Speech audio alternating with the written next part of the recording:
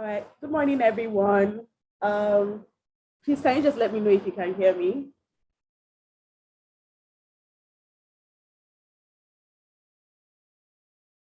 Hello. Yes, I can. Okay. Good morning, everyone. Welcome to the Asads April Virtual Support Group. So we're about to start. To kick off, we're going to start with the opening prayer by Timmy One. So Timmy, please can you just give us the opening prayer?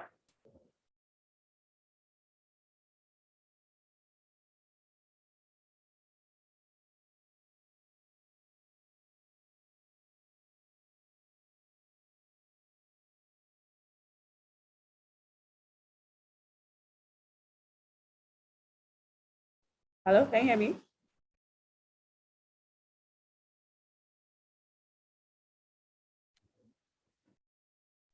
Yeah, we can hear you.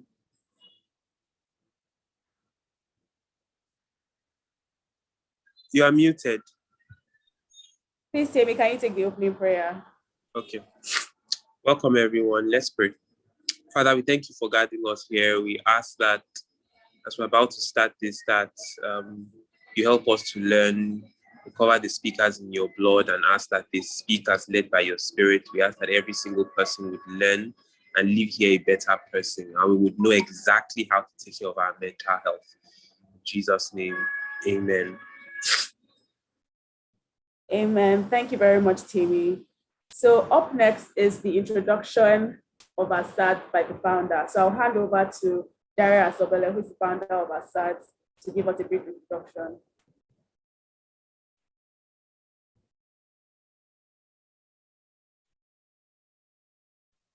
All right, everyone.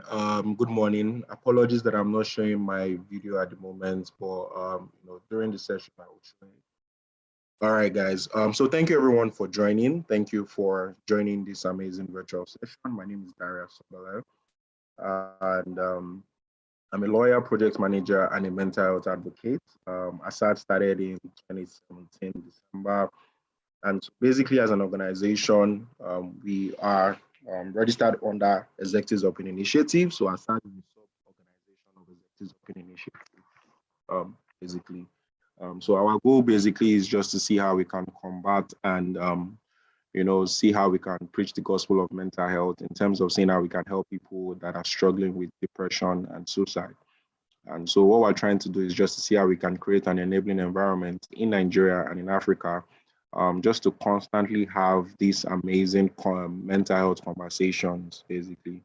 We also work with amazing volunteers, as you can see, that you guys will meet, in terms of seeing how we can just create, different solutions relating to mental health. So for us, we sort of understand that we are like 250 million in Nigeria. We don't have up to 1,000 professional therapists. So we have a team called the Asad listeners, where we're constantly, trying to train a team to be able to assist people. But aside from that, we've also decided that every first Saturday of the month, we are going to be training people for free. We also have different events and activities that you guys would, figure out as time goes on. So just check the chat box, and also make sure you follow us on our social media, pages as well. So I really don't want to take time, but basically we're a mental health organization. This is our first virtual support group session that is happening this year. Our support group sessions usually are physical, but this is the first one, and this topic is called the need to take care of your mental health. So just sit back, relax, and just enjoy the session, basically. All right, thank you very much. All right, thank you, Dari. So up next is introduction of our speakers. So like Dari mentioned, this topic for the support group is the need to take care of your mental health. And we have three now speakers that will be helping us address like subtopics under this overall topic.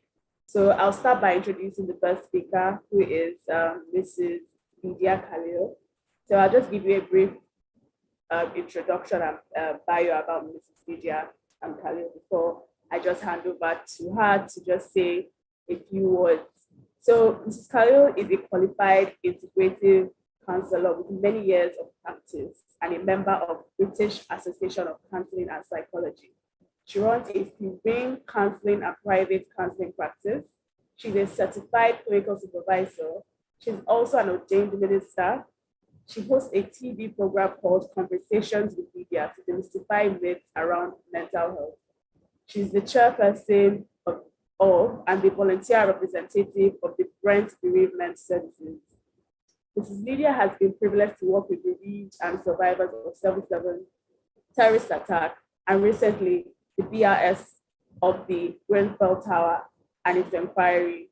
She's also a vocal supporter of equality for women in all aspects of life and believes in the old adage that says, educate a woman and you educate a nation. So I'll just hand over to Lydia Khalil to just say a few words.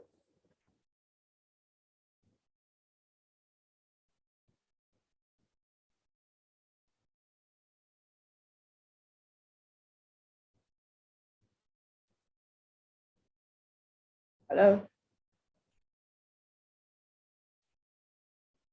I can't hear you. I think you're on mute. This morning. Okay, can you hear now? Yes, I can. Yes, okay. Good morning. Thank you for inviting me. I hope it's going to be an interactive session. I think if you've heard me speak before, I kind of like to hear also from everybody else. Thank you, Dari. It's been a while. You should know, call you out. But stay with us. I'm sure you would learn something. Good morning. All right, thank you very much. And nice to have you here as well. Thank you for joining us. So our next speaker is Mr. Tunji. Mr. Tunji is a friend of the family, and we're all familiar with him from, he hosted the last support group session, which was physical. So Mr. Tunji is a speaker, therapist, and trainer, and he's also a life and relationship coach. So I'll hand over to Mr. Tunji to just give a brief introduction of himself.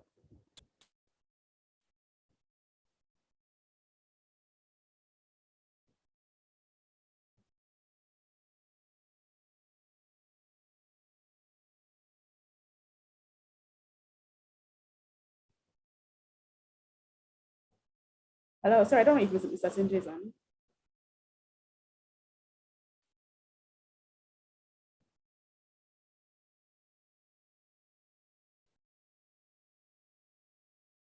Okay, so his representative is around. So if his representative can just please put on their video and say a few words.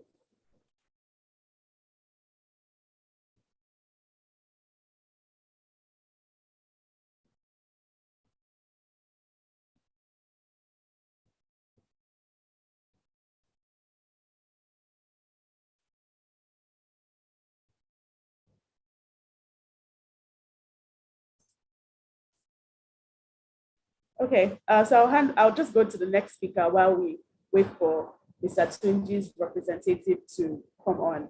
So our next speaker is Mrs. Chioma Janelle. So I'll just give a brief introduction about Mrs. Chioma. So Mrs. Chioma is a mental health professional and advocate who works with children and families in crisis and moves them towards stabilization. She believes in the importance of having meaningful discussions on mental health and raising awareness of mental health, especially in the Black community. She has been working in social services for over 10 years across different sectors, such as mental health, domestic violence, youth criminal justice, and developmental disabilities. She believes in the need to hold positive, safe spaces to create social change within the communities and to address the needs of the Black community in Canada. She runs a podcast called Therapy Addicts that focuses on mental health and the Black mental health support group in Canada on Facebook. So I'll now hand over to Mrs. Chioma to just say a few words.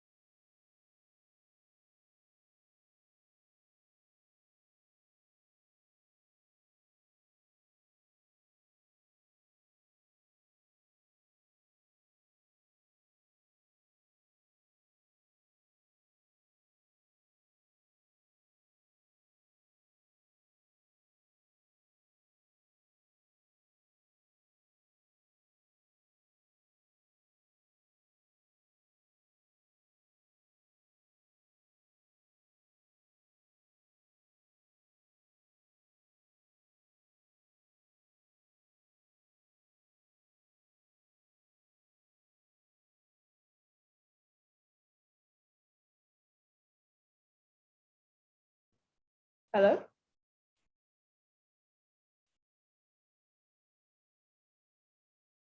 Well, we can hear you, Doshima. So can we just move on to Mrs. Leaders?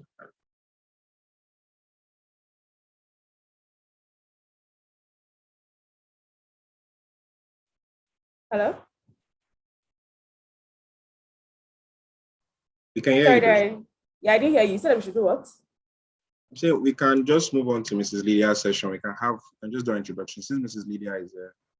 Okay, all right, no problem. So Mrs. Lydia is the first speaker, and she'll be addressing the topic that has to do with why therapy is important. So I'll hand over to her to start the session. Sorry, before we continue, has praise Ogabi spoken? Or... No, she hasn't. Okay, so can we just have our own session first before Mrs. Lydia? Praise Ogabi. Okay. All right, so we have a special guest who has joined us. I'll give a brief introduction about her before I hand over to her to just let her speak a little bit more about why she has joined us today. So Praise Eniola Ogabi is a young lawyer, lecturer, and a budding writer. And she started writing since her teenage years and has grown over the years to become an accomplished writer. She has a couple of books that have been put out. One is The Psychology of Divorce, and the other one is Finding Me, My Journey to Wholeness. So she has another book coming up, and we partnered with her to help her amplify this book. So I'll just hand over to her to speak a little bit more about the book, the launch that is coming up in July, and what to expect. So hi, Praise.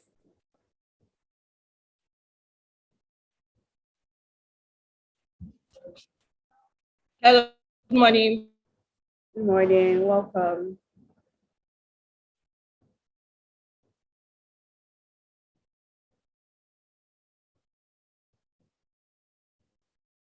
Hello, hi, Praise, can you hear me?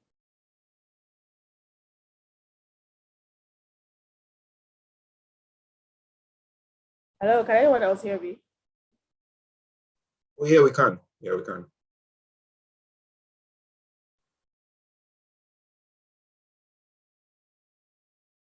I think she has issues with her video. Should we just move on to? All right, we can as well just move. Yeah. Hello, good morning. Can you hear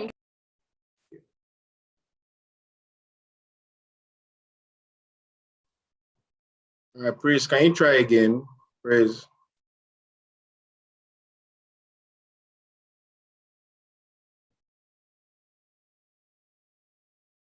Yes, so maybe we'll just try later. Now we can move on to the next person.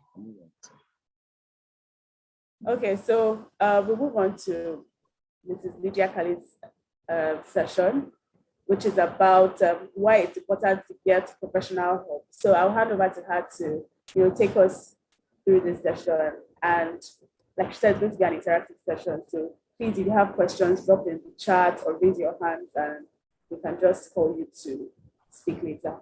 So over to you, Mrs. Khalid. Morning, everybody. Looks like we're struggling a little this morning, but I'm sure God will take control. Thank you for being patient. I kind of prepared bullet points because I assume the time will kind of be short so that all the other speakers also can maximize their time with us. So I'm going to go straight into my session. I'll maybe embroider a little, but if somebody can let me know when the others are on so that I can finish quicker. Okay, I'm going to start with saying anyone and everyone suffers from mental health. It just depends the degree, how they're suffering or why they're suffering and for how long. And you might say to me, I'm okay, I've never had it, but I'm sure there are times in life where you've been stressed, where you felt under pressure, where you've been confused, where you have been unable to sleep, where somebody has died, where even times that we've had relationships that have not worked out, and then we've broken up from these relationships. So for people who've never been married, but some of us have been brokenhearted, and what it felt like in that time when you felt that life couldn't really continue. So that I think is what I'm going to say as my explanation for saying that everybody suffers and will suffer mental health. So we might lose a job and feel really depressed or unhappy or really low and unmotivated for a certain number of times. Now, sometimes also we don't recover from something that has happened. So let's kind of go back to heartbreak. So somebody is in a relationship where they're either abused or were treated badly, or the person was a serial um, had multiple relationships that the other person didn't know about. And then when they found out, the relationship ended, and they are always in recovery. So from that kind of break, every relationship they go into, they're hyper alert. They want to know where the person is all the time. They want to know who they're speaking with. They want them to account for any time that they're not with them. That person has not recovered from that breakup, so they're unable to trust in future. And all of these things happen to us in the realm of our mind. So are you saying to me, am I saying to you, or you are asking yourself and saying, is she saying that every time this thing happens, every time I lose a job, it might even be a parent that died that we didn't kind of recover from, every time I have a breakup, I need a therapist? Not all the time. But I was just using that to explain how we felt at those times. And that will help us understand when people are in those spaces. Now, what really makes the difference when we say somebody's unwell is the length of time. So I can feel depressed for a day or so, and then a couple of days later, I've picked myself up and back. But if it continues, if that thing lingers, if I'm constantly in that space in my mind, I might be functioning, I might be going to work, then I'm suffering. So I hope all of this kind of makes a difference. You know, it's a bit different when we're in Zoom and everybody else is muted. So it's not about somebody's weak and somebody's strong. So somebody may react more than me. So say in a family where somebody dies, somebody passes on, you will find somebody's very affected by it, and somebody else kind of goes into robot mode and they're doing all the necessary arrangements. It doesn't mean that the person who's crying constantly is weaker and the other person is stronger. It just means that both of them are reacting differently to the same situation. So the person who's crying may recover quicker than the person who hasn't, because they've kind of taken it in. And at the right time, at the right place, they'll bring out those emotions and work with them. So it's not about who is stronger, who is weaker. It's not also for people of faith, regardless of your faith, that one person has more faith than the other. That's why they're more impacted or less impacted. I think we generally have this idea, you know, there is a phrase we use, which is a biblical verse that says, oh, it is well. You know, we say that all the time, it is well. It doesn't mean that it's not well. I always say good or bad, it is well. But in the meantime, God is also interested in the process that we are in. And it's in that time we kind of discover more about, you know, ourselves, more about him. So it's not about that. It's not also about young or old.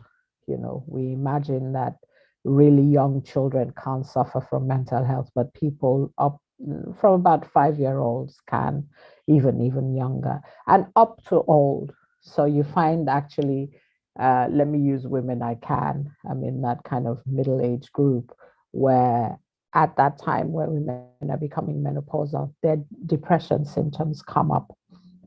So it can happen from very young.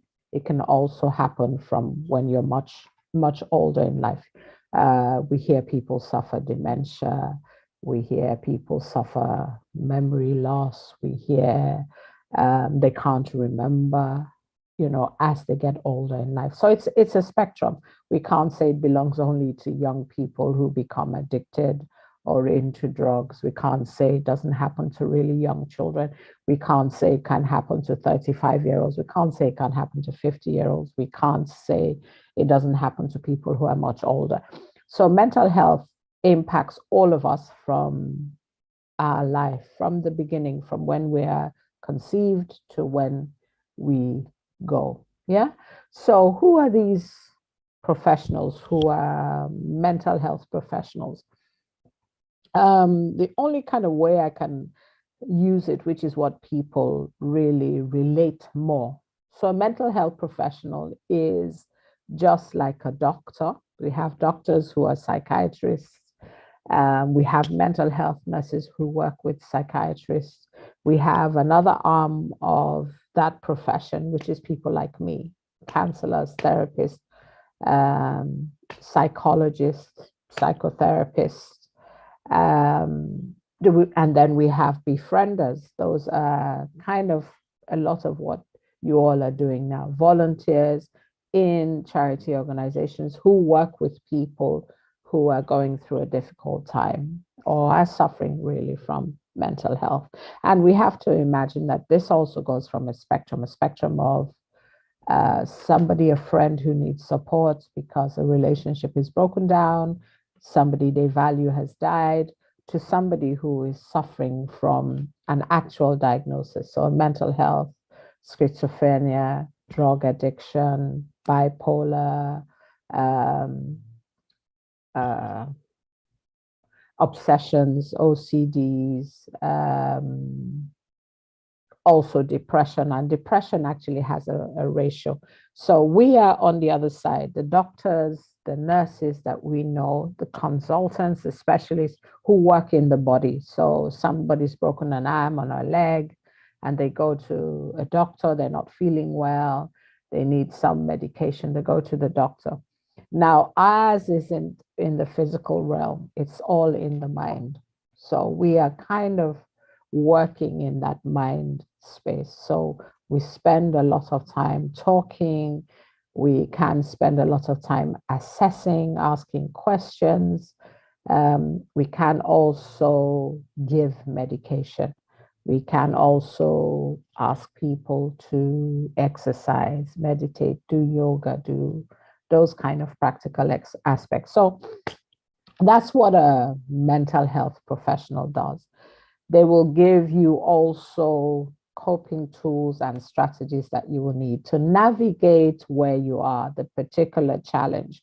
So somebody's died now, and the person says to me, in the middle of work, and I hear a song and I break down and I start to cry.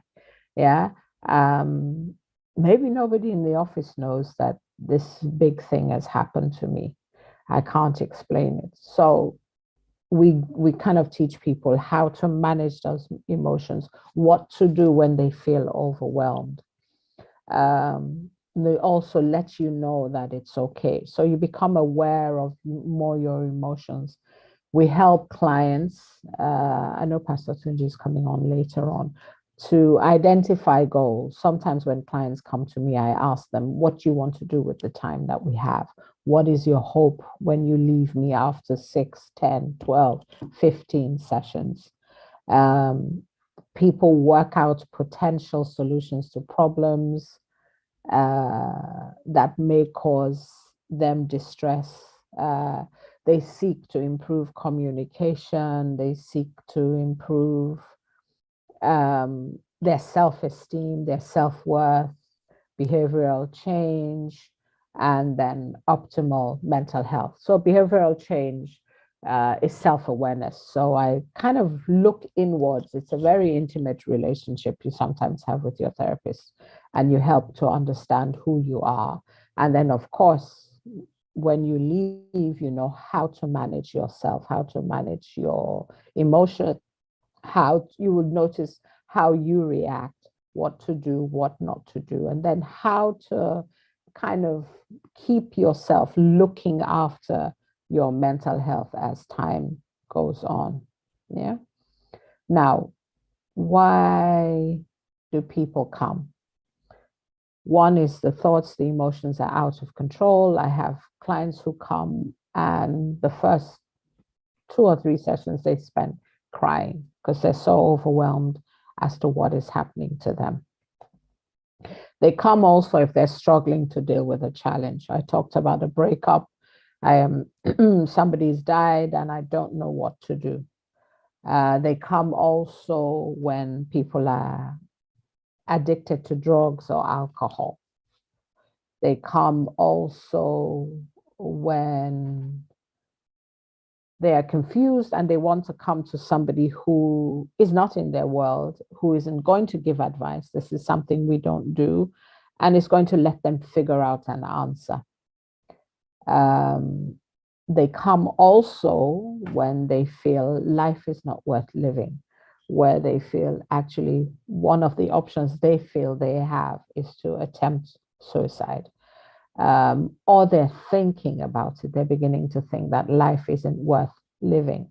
So when they come and they're feeling all of these things, sometimes all of these things, sometimes one or more, we kind of figure out why they're feeling the way they're feeling. If they feel like, you know what, I can't cope anymore, I need to do something, I need to end my life. So we talk about what that means, how it would feel, who they will leave behind, how would they even do it if they were thinking about it, what are the consequences of their actions. So that's kind of a brief summary. What are the benefits? It will stop a cycle of symptoms. If you remember, I spoke at the beginning about somebody who was in a relationship with somebody who maybe had multiple partners, and this person felt their trust was broken. They move on to a new relationship and they're still in that cycle where everybody's a cheat, everybody's a liar. So they're on what we call hyper alert, watching phones, looking at diaries, going through pockets, all kinds of things.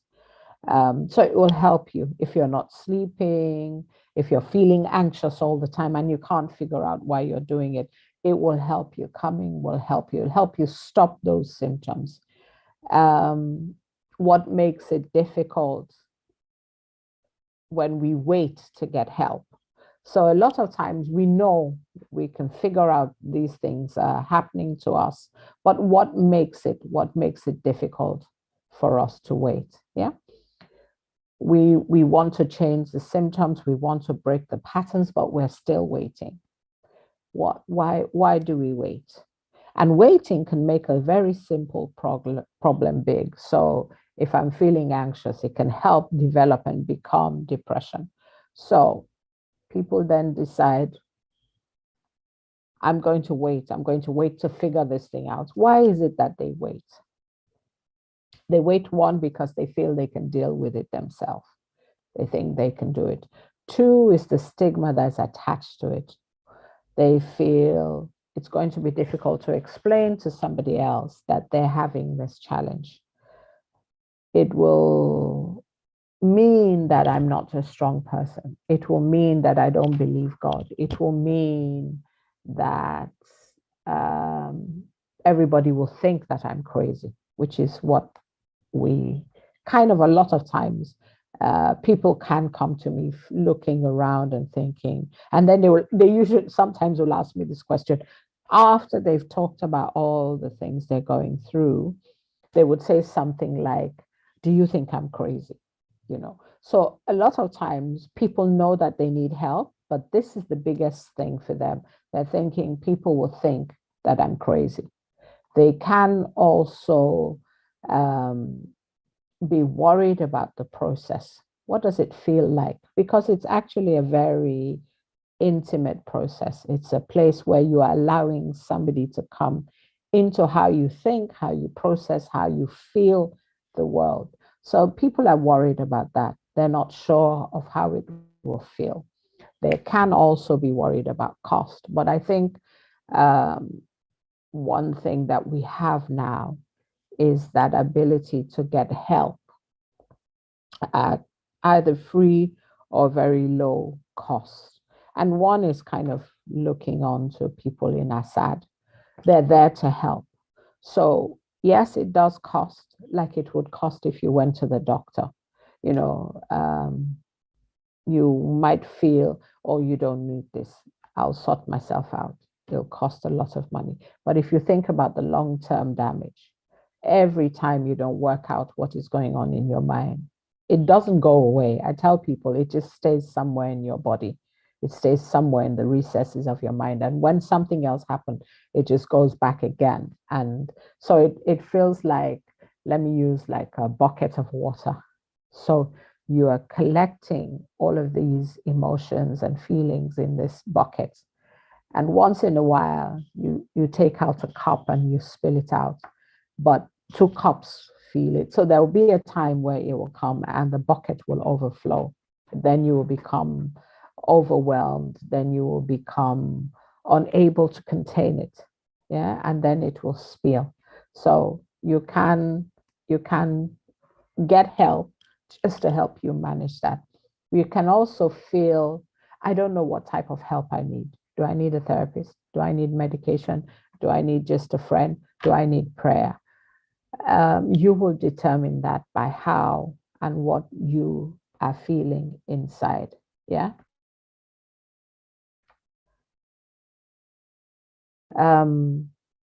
You might feel that you're wasting somebody else's time. So people would think, oh, nobody would think. As I said, as I used in an example, people would say something like, am I crazy? Am I wasting your time? Do you think this is important enough for me to come and see you? And I think that also speaks about their value. How do they feel? Do they not feel valuable enough for somebody to listen to them? So when people come, it's about, actually, I'm important enough for somebody to sit 15 minutes and hear about me. A lot of times we hear about everybody else, but we never hear about ourselves. So it's about you coming to hear about you. What are the benefits of professional help? What are the benefits? What are the benefits? It helps you with emotional struggles. So your grief, your anger, your guilt, it brings healing. That is really the most important thing. It brings healing, it brings closure. It brings healing and it brings closure. It gives you insight to ourselves. It gives you self-awareness. I always say to my clients, it helps you know why you do what you're doing. And then you decide whether it's worth a change. So if I go back to the breakup one, it helps me understand why I'm hyper alert and I want to know where this person is all the time. I kind of can figure that out and then I can rest in it. If I've lost somebody and I'm crying uncontrollably, it helps me understand why I'm doing that. So it brings self-awareness, it brings behavioral change. So it brings liberty. So it brings a letting go. So you can imagine somebody coming to speak to me and they're 35 now, and what happened to them when they were 16. Yeah. And they've been carrying this thing for all those years. They've been feeling guilty about something that happened when they were 16. And they come to me at 35. You know, all of a sudden they realize it's okay to let it go. So all you can imagine clinching on and holding on, and they just open their hands and their hearts and they feel released. So it's very liberating.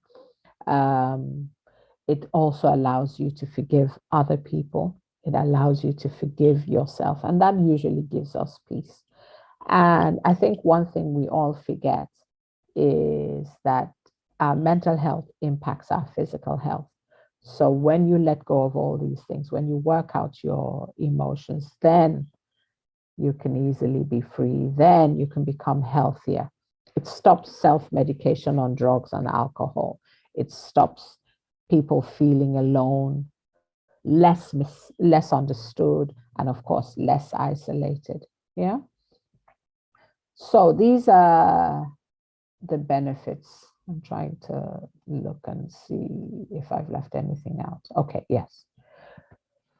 Now, when you feel you need help, one thing you need to be is committed to making it work. Some people will come, they see it's going to be a difficult time and a difficult ride, and they kind of abandon it because they're not ready to deal with those feelings. So be committed to making it work. Kind of be in that space like, I want to get better. I want to get healed. Be ready to do the work, whatever it takes. Be prepared also for change. Sometimes people don't even like us when we change because they prefer us in our old place. So you be prepared for the new change. Be prepared also for how people will react to the new you. And of course, finding a good therapist. Okay. I don't know if I've spoken quite, I feel like I've spoken quite fast. So if there are any questions, do I have time for questions? Can somebody let me know? Yes, you do. Okay, so I think I saw a few raised hands.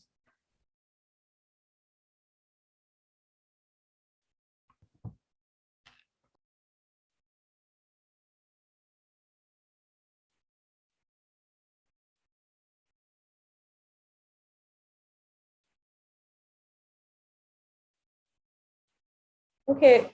Thank you very much, Mrs. Lydia. I think that was a very insightful session, highlighting the key things that you did. I'm just going to throw it now to everyone. So please, if you have a question, kindly raise your hand and we'll just unmute you so you can ask your questions, or you can drop your questions in the chat session.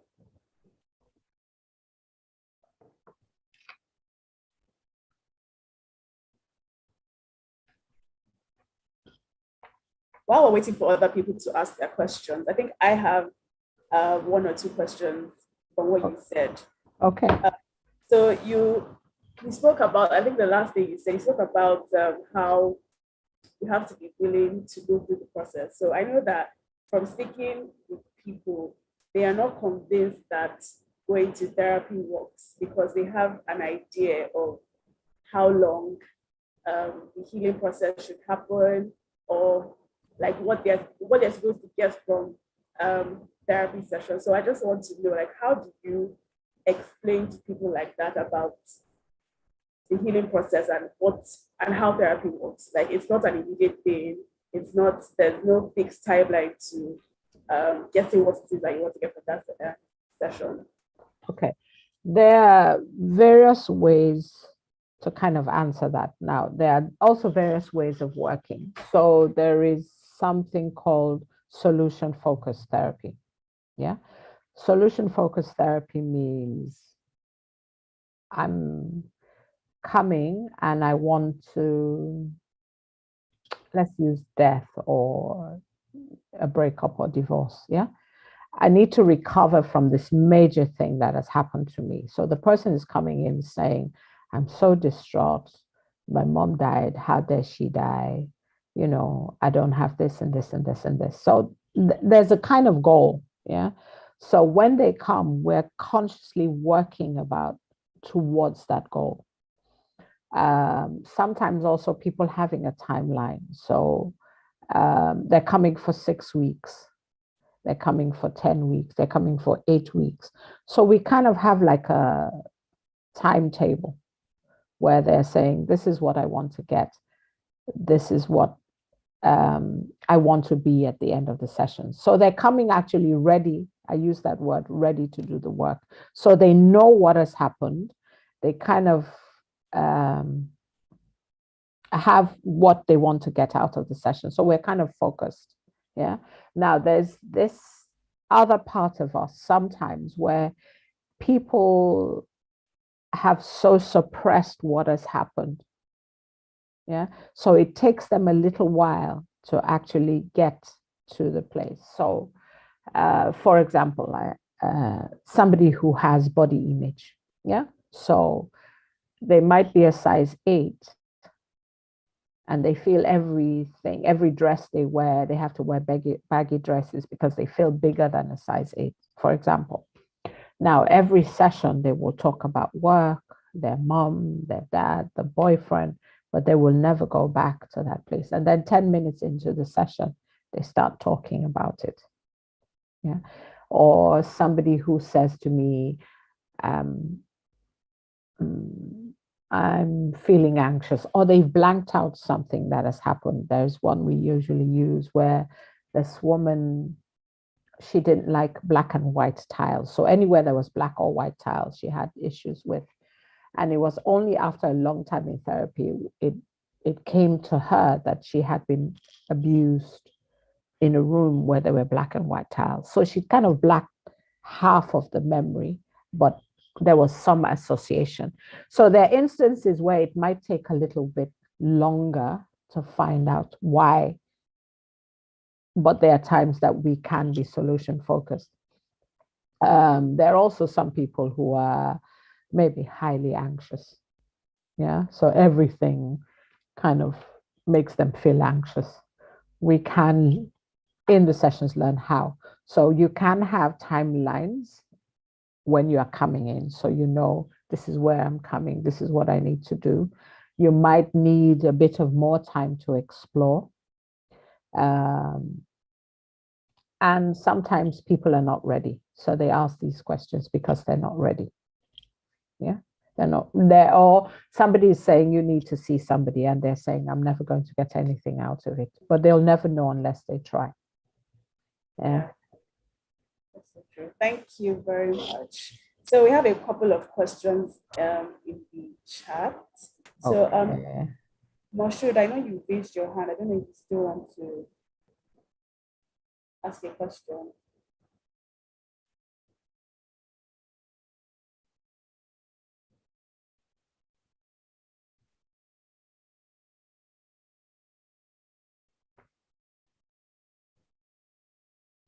Okay, there's a question I can see. I don't know if it's the first one. Question, between mental health and physical health, which is more important? They're both as important, but we've learned that physical health is more important.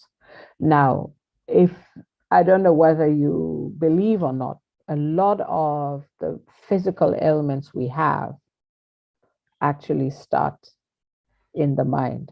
So I'm not talking about something that you get like malaria, where a mosquito or a virus that you become external. Things like high blood pressure comes from a lot of stress, sometimes anxiety, and your body cannot cope anymore. So it raises your blood pressure. There's also kind of confirmations around anxiety and stress levels, and also things like even cancer, where it's unexplainable, where people have kind of repressed emotions so much that it's coming out. Things like sweating, things like not sleeping. So we'll go to the doctor and say, oh, doctor, I can't sleep. And the doctor gives you medicine to sleep, but it's actually in your mind. And then you become dependent on the medication.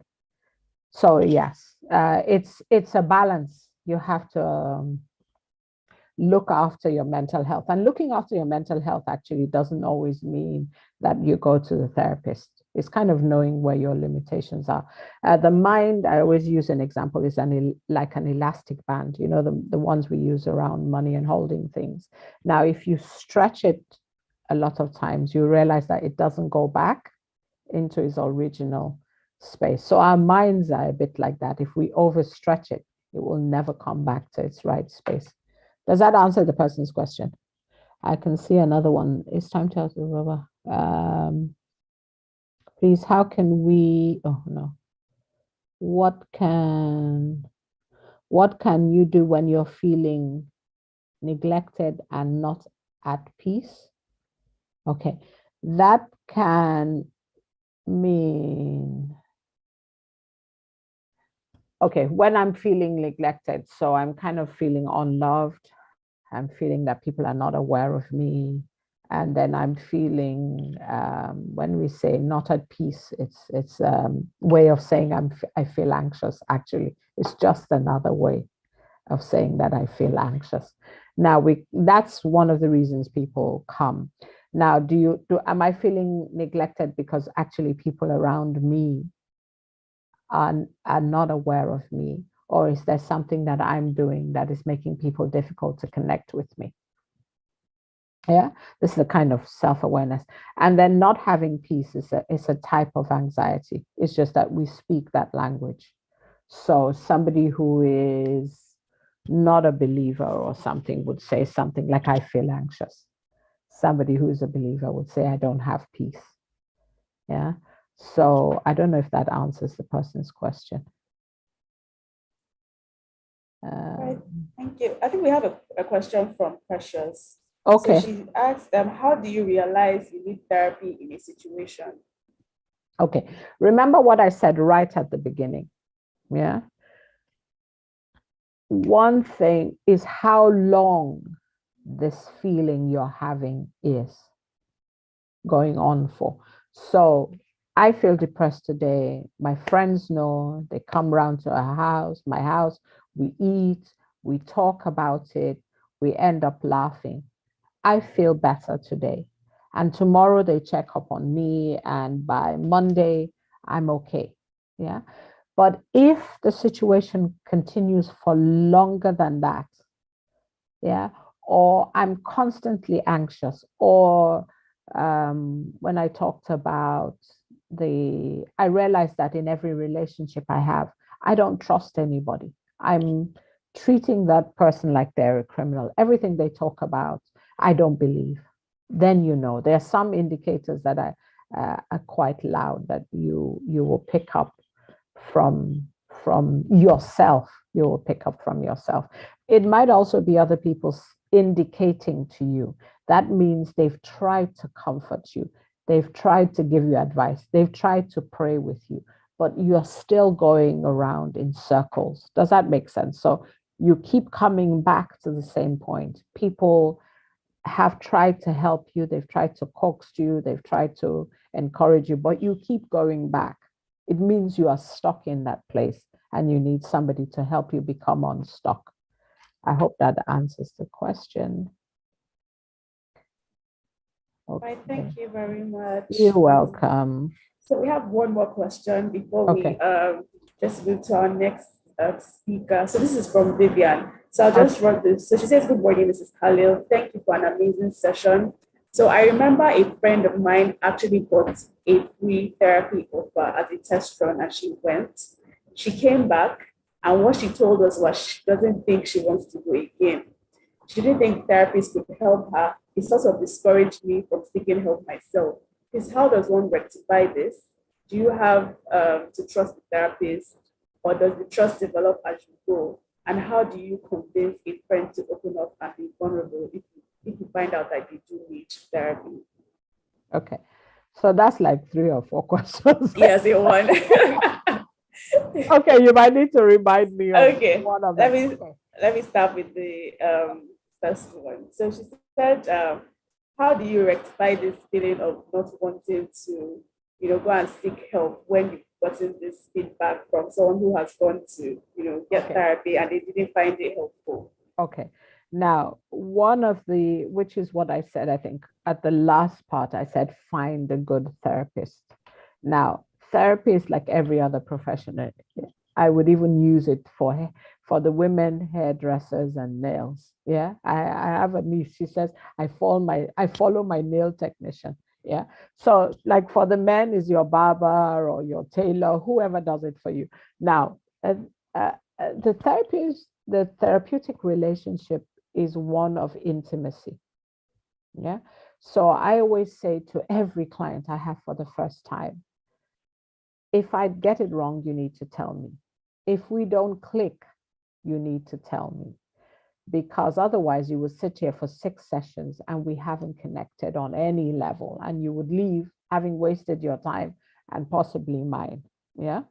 Now, if you go to a therapist, you kind of figure out listen to your gut. Sometimes you kind of figure out that this person is going to be able to help me.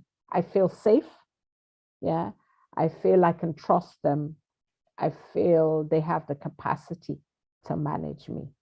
So most of the time, rely on your instinct, on your gut, and how much the person makes you feel safe, because that's your first time with the therapist.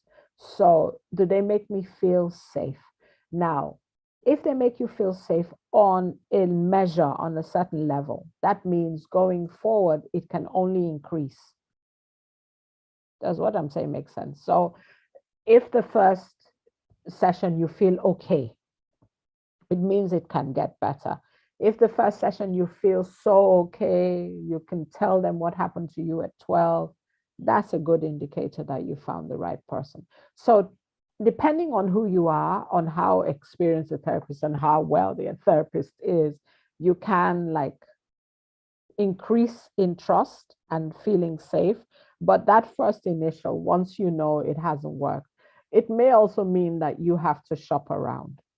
Yeah. So you might need to try one or two, hopefully not more than that, till you find the right one.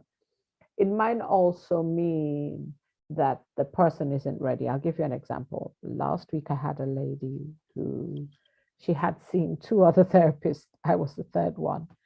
And she said to me, "We'll see how it goes." I said, "Fine." She came to the session. It sounded like she was happy. And then I got a message saying, she's found another therapist. Yeah. So there is something going on for her. And she's trying to find out who is going to give it to her.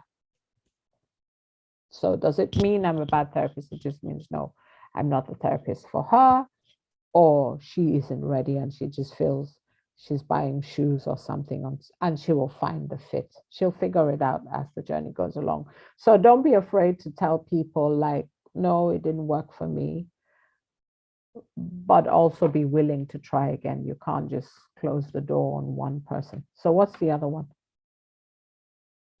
Okay, so I think you answered the follow-up questions with them. Does trust develop as well? But then the last part was, how do you convince a friend to open up and be vulnerable if they do need therapy? Okay, that's kind of two in one. Yeah. Now, if the person, the reason people come, one of the reasons I may have forgotten, I don't think I said, people come to therapists is because they want somebody objective. They want somebody who is non-judgmental. Now, if I can open up to my friend and she's able to help me to a certain degree, then that might be all I need. But if the friend knows in themselves that this is actually a big thing and it needs more. So let me use the idea of self-medication. Yeah. So the friend is the one who has a medicine that has worked for her. And this friend has, I don't know, let me use something like malaria. So this person has something that they've given or they've used themselves and it works. So their friend calls and says, "These are my symptoms. I need help." And this friend says, "Oh, I've got this really good medication. I'll bring it to you. All you need to do is eat, drink, go to sleep. And when you wake up in the morning, it'll work." So she goes to her, gives it to her. She eats. The first day it doesn't work. Second day, they change a different medication. It doesn't work. It means that the friend can no longer help her. The friend herself will say to her, "I think you need to go to the doctor." Yeah. So this is how we separate between when we can help our friends or our siblings and when we know they need outside intervention. So we have come to the end of ourselves. We've given them everything that we've had. We've tried and we cannot fix it. So it means the person then needs outside intervention. Now, when we say it the first time, they might feel we're rejecting them. They might feel like, oh, she's not, she doesn't want to help me. She's fobbing me off. She's saying I'm crazy. Yeah. But what we have to stay in that place because we want that person to get better. So if I use it in the case of the malaria, where the person is saying, no, don't worry, I'll be okay tomorrow, you'll keep going back to that person and say, no, you're not okay.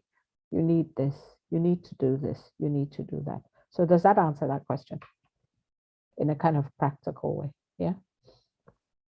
Thank you very much. Okay. Yeah, I think those are all the questions we have so far. Thank you very much for coming, giving us your time and sharing a lot about.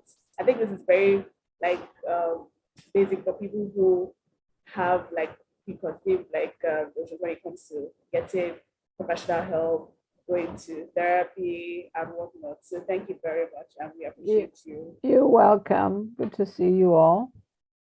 Thank you.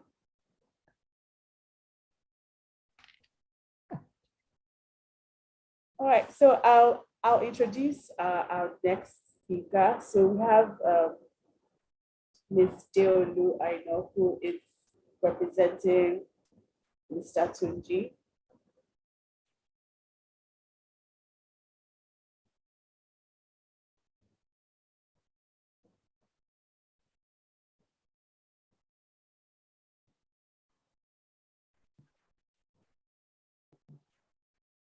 Hello.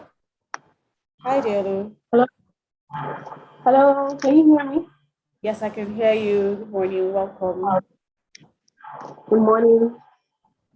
Okay, so I'll just give like a run through about this topic that we're going to address during this session.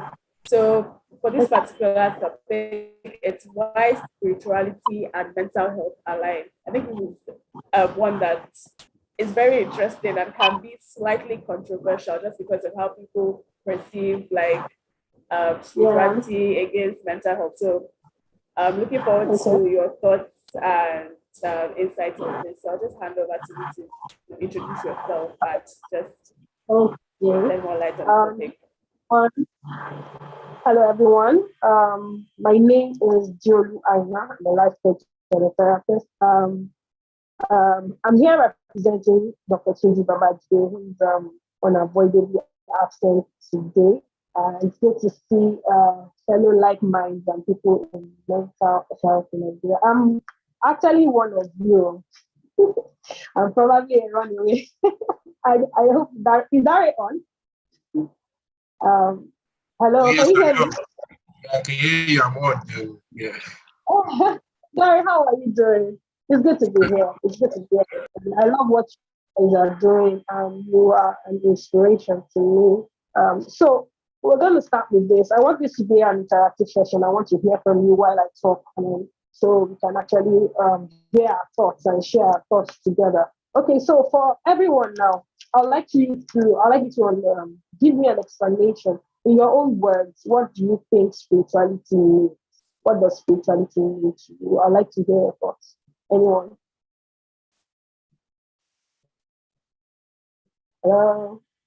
Is anyone there? Is anyone allowed to speak?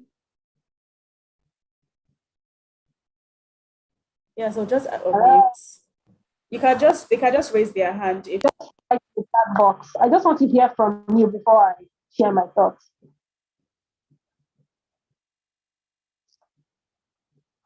All right, okay. So I'm in the comments room and I'm waiting for you. I want to hear what you have to say. Thank you. I can see you're welcome. Okay. Anyone? Okay, the question is, what does spirituality mean to you? What do you think when someone says spirituality? The question for this session is, why does spirituality and mental health align? So I just want to hear your thoughts on what spirituality is. What do you think spirituality is? Okay, I think I can just start by answering, and then someone else can take on. Okay, so I think for me, it just means that there's something, that sense of belief that there's something greater than you, like a higher power, above like human beings or like an individual. Yes. Okay, fantastic. I like that. A higher power. Okay, so if it's in the chat section, I'm saying for me, spirituality is a deep connection with God and related to my behavior with my fellow man. Fantastic. I like that. Spirituality is intimacy with God and living the life of Christ through the person of the Holy Spirit. Okay. Spirituality deals with the soul. For me, spirituality entails a relationship with something unseen that is much bigger than oneself. Okay. Any more answers before I go? Okay. So let's just stick with this. Spirituality being a deep connection. I like the fact that everybody understands that this deep connection is more than your beliefs. It's actually a deep connection with a higher self, a higher sense of purpose. Okay, spirituality is a man chasing after a deity. Okay. Oh yeah, can you please explain that further? Spirituality is a man chasing after a deity. Okay. Fantastic.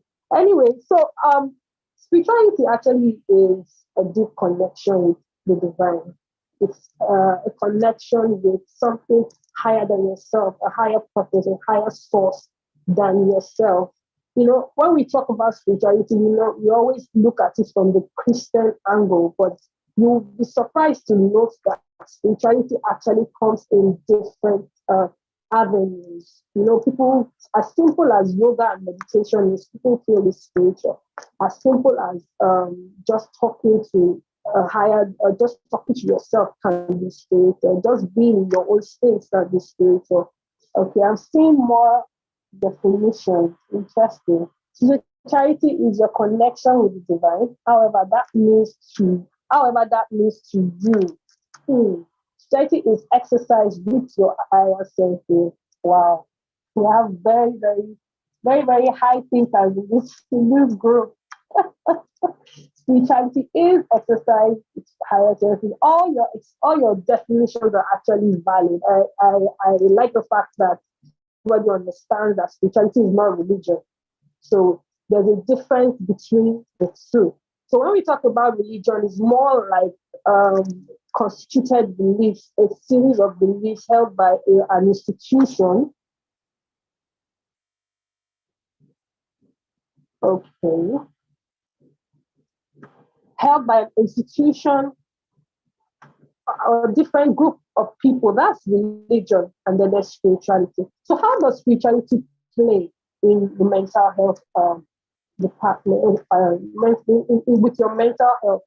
Usually when you have issues of depression, you have issues of substance abuse, it actually shows a void of the person having a spiritual, like there's a spiritual void in that person when such things happen. I know some people might say, oh, some people are spiritual and they get depressed. There's also spiritual depression when you're overwhelmed with too many spiritual activities.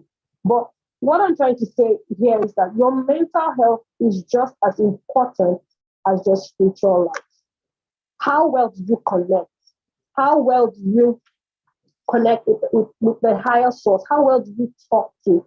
In this case, I would use I'll come from a Christian point of view. How well do you connect with God? How well do you, when people pray, they feel is some, when people pray to God, they feel is some set of words they have to say. Oh, Father, we worship you. No. You can actually just talk to him like a friend, like someone like you would talk to your mom if you have a very cordial relationship with your parents or your sisters. Spirituality is deeper than religion. Spirituality actually helps, it boosts mental health. You can't differentiate two. Even as listeners and as professionals, you will find out that in some sessions when you're listening and you're talking with some people, your gut instinct will tell you this one is more than life coaching. This one is more than listening. This person actually needs a spiritual intervention. I don't know if anybody has had such experience. Anybody? Can I see a wave of hand? Anybody has had such experience? Probably you are listening. I believe I'm among listeners and professionals, right? Hello, anybody there? Yes. Yeah, you're right. Okay, Daria, can you give me an example of when you had such an experience? I would like to I like you to just share with us when you were listening, and then you were actually something that told you that this person actually needs a spiritual intervention is more than just life coaching. Right. So personally, right, I think even for myself as well, like I think this is something that I can relate to in terms of, you just get to that point whereby you just feel like you are, tired of talking, even when you have an issue. So I don't know if you understand what I'm saying, whereby you just feel like, oh boy, like there's something off, like there's just something off than just your feeling, like, just like a deep connection. So for me, I'm a Christian, right? So there are times whereby I just know that there's just something off for my spirit, and I just want to be able to like get some time off as well. So yeah, honestly, like I'm also open to learn in this session. Like this is something that I feel like I currently need in a way, like this particular topic. Okay. In terms of So, speaking to people in the past, okay. yeah, you talk to people and you just feel like their energy is off. Like there's just a Yeah. need to just like, find this inner peace, just like Mrs. Leader said, you just feel like, your spirit is being able to connect with the person or something like that. I don't know if I'm making sense. Yeah, you're making sense. You're making sense. I heard that part when Mrs. Lydia was speaking, and she's absolutely correct. We all have instincts. We all have gut feelings, but if you do not connect to the spiritual realm, you might not be able to instantly detect that. Oh, there's something off here. Something of I've had a few sessions where I had to turn it to a prayer session. I had to just switch because I knew that this person it goes more than just being depressed. It goes this is more like an evil influence. Do you understand? There's something called spiritual depression where you don't even know why you're depressed. You don't know where it came from. When you're with depressed when you're talking to depressed people, usually there's a trigger, but there are some cases where there are no triggers. They are not there. So you're wondering, so why am I depressed? That's where spirituality comes in. If you have this deep connection with God, you should be able to actually step in and say, God, this is where I need you the most. I've tried it on my own. I can only do it in you. So you lean closer to a higher source than yourself to actually be mentally sane, be mentally whole again. So when you said there are cases where you've actually it's actually been off that when you're talking to someone and it's actually been off. Did you actually switch or you just went on with the session that?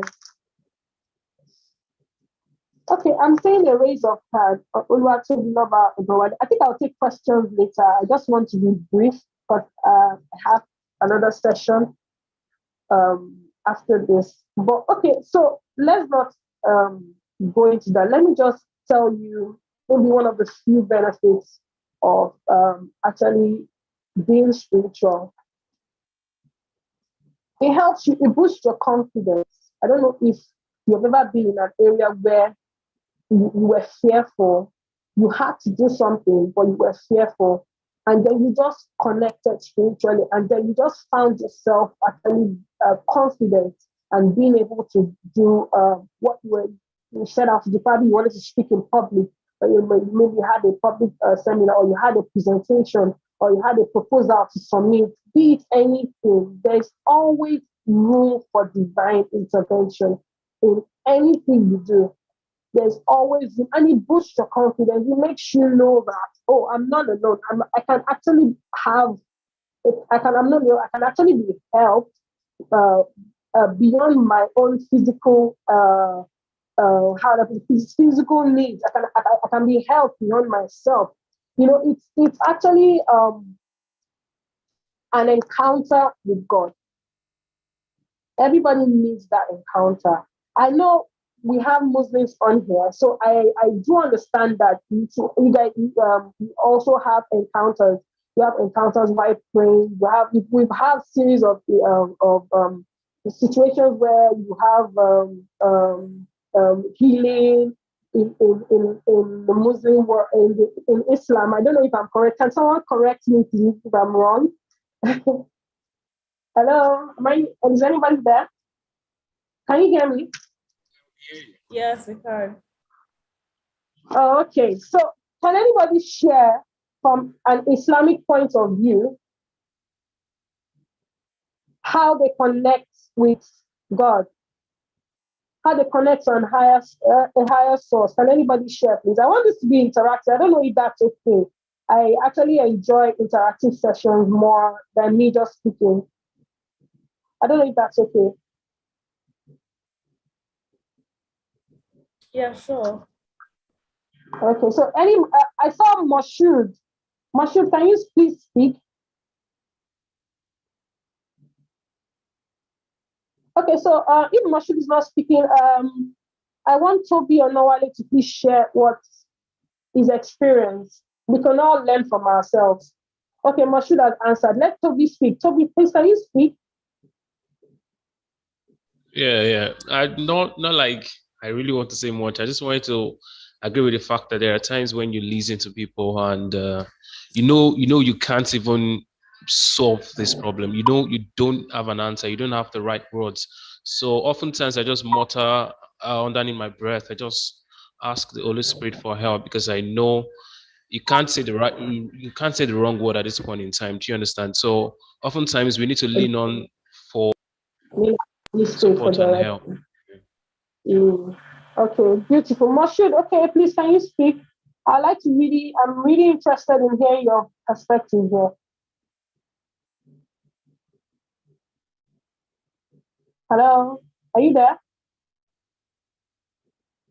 Okay, so if he's not there, I guess we can actually go on. So Toby, like what you said you had to actually pray under your breath because you could say the wrong thing, and it's true. Because in cases where you have suicidal people, the wrong thing can actually trigger them into actually taking their lives. Okay, on mute. Can actually trigger them to do things they had intention to do, because at that state of mind, it's between life and death. That person is on the border between life and death. So whatever you say could actually trigger them to either stop or to either continue. So you need to lean on the Holy Spirit. I've had cases where I had a case recently, that was like not recently, early this year, where I was talking to someone who was heartbroken, and I know that we all feel things differently. Some people feel things deeper than others. Some people, after a heartbreak, can actually move on quickly. While people, it takes a whole lot. So this person was one of those people who actually it took a whole lot. And I noticed that as I was trying to talk to the person like a life coach, I was giving him question stress and giving him reason, making him see that, oh, this irrational thought of yours is not real and is only temporary. Then I noticed that he was really, really deep in his feelings. He was crying and he was just all over the place. And it was a clear case of depression. And when I saw that, okay, it was actually an online session. It was on WhatsApp. So I saw his responses. I saw that these responses are actually okay. What? Okay. Um, this person actually is on the borderline of being suicidal. So I had to call him. Then we had to pray. It was very intense. I feel like that's one about people that I talked to. That was one of my most intense sessions this year. It was very intense. He felt that heartbreak deep. We had to pray, and he said while we were praying, he sensed this peace. He sensed this peace in his heart, and was more like everything was going to be okay. And that was why he was able to actually get that suicidal thought off of him. Of course, I had to following up. I had to talk to him later on, and about I have to talk to him later on because he keeps every time he sees the girl, he triggers his suicidal thoughts and his depression and everything. So that's my own experience of how spirituality works. Also aligns with mental health. The truth is, we have issues beyond our capacity. We have issues beyond our capability. Even as a life coach, as a listener, as a therapist, we have cases where you have to call your colleagues and you have to engage in sessions of prayer over any case, because some cases, even if they are scientifically described, even if they can be scientifically described, they have spiritual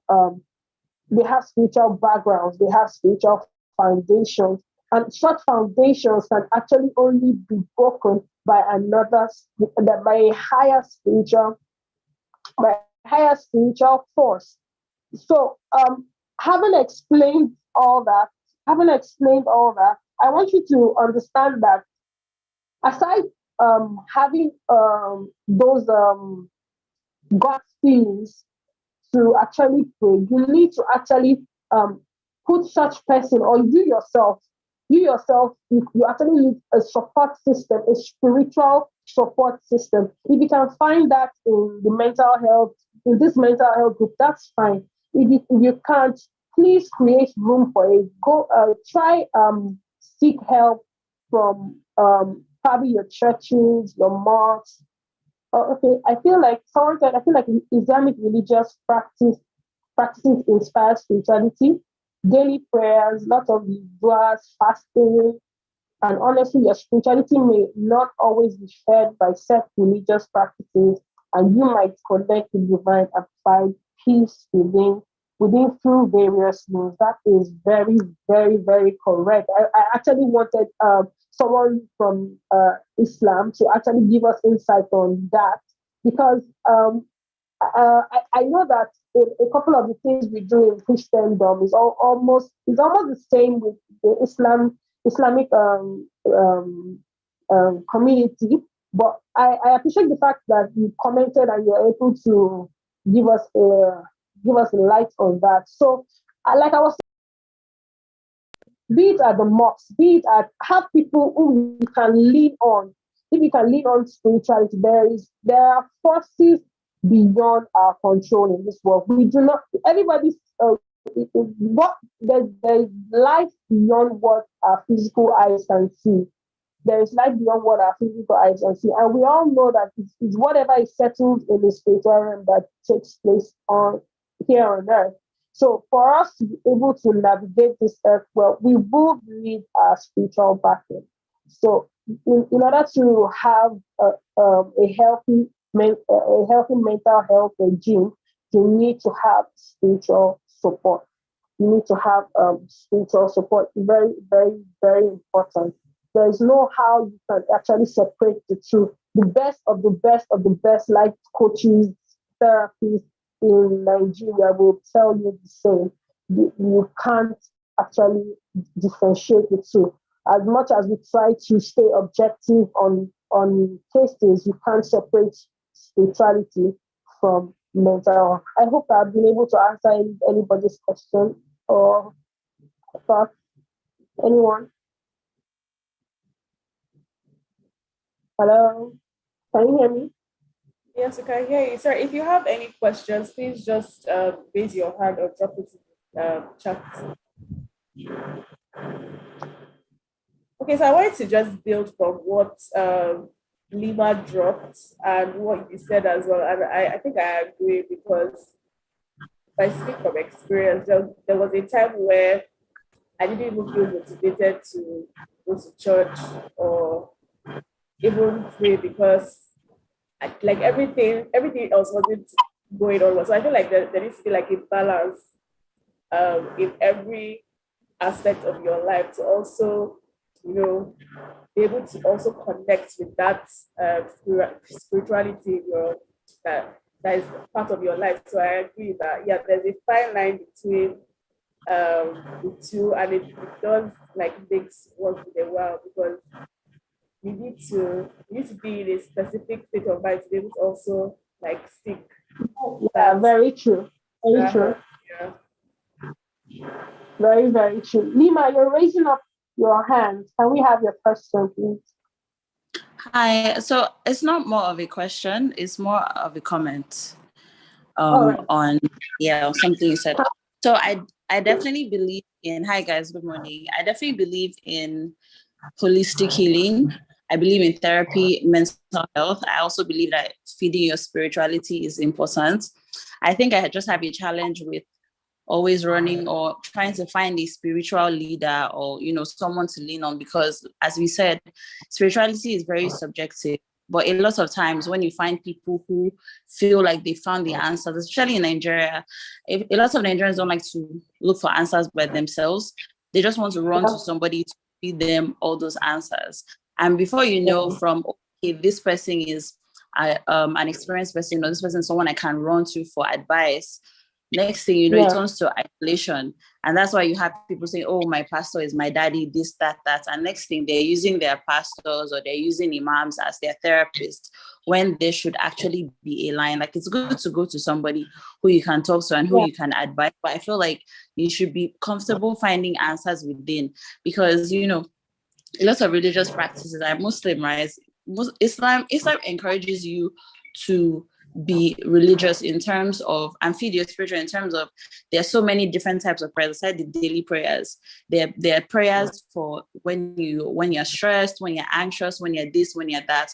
But then sometimes, because of how religious it seems, you may not necessarily be able to connect. And I like how you said, oh, praying does not always mean I should say, oh God, our Father, this. You should be able to take what you need and leave what doesn't work for you. You should be able to speak to your creator like one-on-one and have those kind of conversations, and not necessarily need to follow any set of rules. I definitely believe in intuition and knowing what works for you. I just don't want anyone to feel like, oh yeah, you must have that person who you idolize or you follow how they do things. The way certain things work for one particular person does not necessarily need to work for you. And even if, okay, yes, you're a Christian or you're Muslim and you like yoga and you like meditation, take what you need from it and, use those ways to feed your spirit. Take walks, just be more open-minded and just move it, because it's very hard for a lot of people to separate religion and spirituality. And I think, yes, you can still believe in what you believe in, but have your own, personal journey and be okay with what you feel like is good for your soul, and don't copy anybody, don't run to anybody, and just do what they say and allow them to project on you. Yeah. Thank you. Thank you so much, Lima. That was an insightful comment. Thank you so much. Yeah, you're very correct. Okay, and the part where you said people actually lean on their imams and they lean on their pastors for spiritual help. That is very correct. And something about spirituality and having mental health issues is that when they find you in such a state, you are very vulnerable. So the negative impact of always leaning on these people is that they could actually manipulate you and take advantage of you if you go to the wrong person. Not everybody is able to actually handle such cases. Most people see that as a way or means of exploiting people, especially in this part of the world, where people use it as a means of exploiting people. So you have to be very careful. You have to be very careful in dealing with. I understand that when we go through things, we feel overwhelmed. We feel like nothing is going to work except somebody lays hands on me. Nothing is going to work. No. We all have access. We all have access to this higher divine source. We all have access to God. We all have access. You can actually pray in your sitting room. You can actually, yes, if you find cases where people can pray for you, but do not make them your God. Do not make them the only avenue to God. You can actually pray on your own. You can actually, okay, Mrs. Lydia, you can actually see that. Can we have Mrs. Lydia, please? I've seen her hands raised.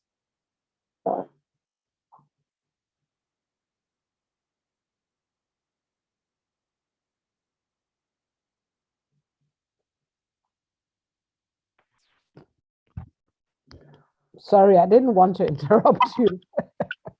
No problem. Good to see you, ma. Okay. See you, ma. I was kind of waiting for somebody. Just to kind of maybe that there, what's the word? Okay, your pastors, your imams have a role, and your therapists, your psychiatrists, your medical doctor, your nurses also have a role. I think where there comes conflict is when you're expecting the imam or the pastor to do one of those other people's roles. I'm not saying prayer is not important. I'm not saying spirituality is not important. Now, a pastor or imam will give you advice. They will give you guidelines on what is said in the Bible or what is said in the Quran. There's nothing wrong with that. But sometimes people need professionals in that aspect. Now, I believe in prayer, and I believe that, yes, people can be spiritually oppressed, but sometimes these things also happen from a natural source. So somebody's been kind of feeling anxious, and then they become hyper alert, and it opens a door, and then it becomes a more serious problem. Yeah. So it starts, we can start to say it starts in the spirit, goes to the natural, and then back to the spirit, for example. Or it can be something natural. Somebody had an accident, and every time they get into the car, they feel anxious in that moment. It's not dealt with. Then it allows the enemy to feed them even a bigger amount of fear. Then they might need spiritual intervention, but at the same time, they might need to understand where the source of the fear comes from, and they might need a mental health specialist for that. Does what I'm saying make sense? So there's a thin line between what we call I'm not sure they have it in Islam, deliverance, and what we have in the Christian world of deliverance. Yeah. So how do these two align, which is what I think you've been talking about brilliantly. But I think I just wanted to kind of make that clarity between when people go to a pastor to do a role that should be done by another professional. And this in times is something what happens when people have, let's use a physical ailment like cancer. Now, maybe in Africa, there might not be medication, they might not be able to afford it. So the pastor is one source of healing, which I believe in. Yeah. But the doctor is another source. So do we do a combination, or do we stick with one source? Now, I'm not saying the pastor, before my pastor friends phone me and hound my phone. I'm not saying that God cannot heal through them, but I'm also saying that sometimes we need to bring the physical to meet the spiritual, just like you were explaining with your client, so that the healing is complete. So I just wanted to say that. Thank you for interrupting yourself for me. Okay. Back Thank you, to Ms. Lydia. Hi, Delu. I don't know if you want to comment on what Ms. Lydia said. You're on. Yes. You have to unmute yourself, please. Comment, I said. Oh, Delu, please, can you unmute yourself? Hello, can you hear me? Yes, I can hear you now. All right. All right.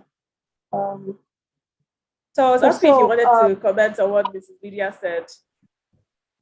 No, actually, I actually understand, and I appreciate her comments, honestly. I actually like what she said.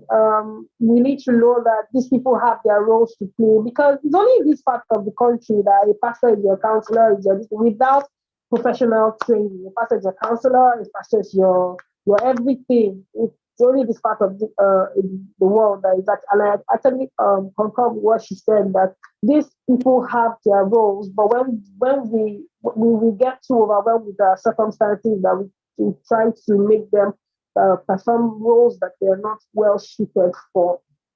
your professional, your therapist can actually help you, and then your pastor too can actually. There's a place for everything altogether. There's a place for everything altogether. Okay, someone wants to come in.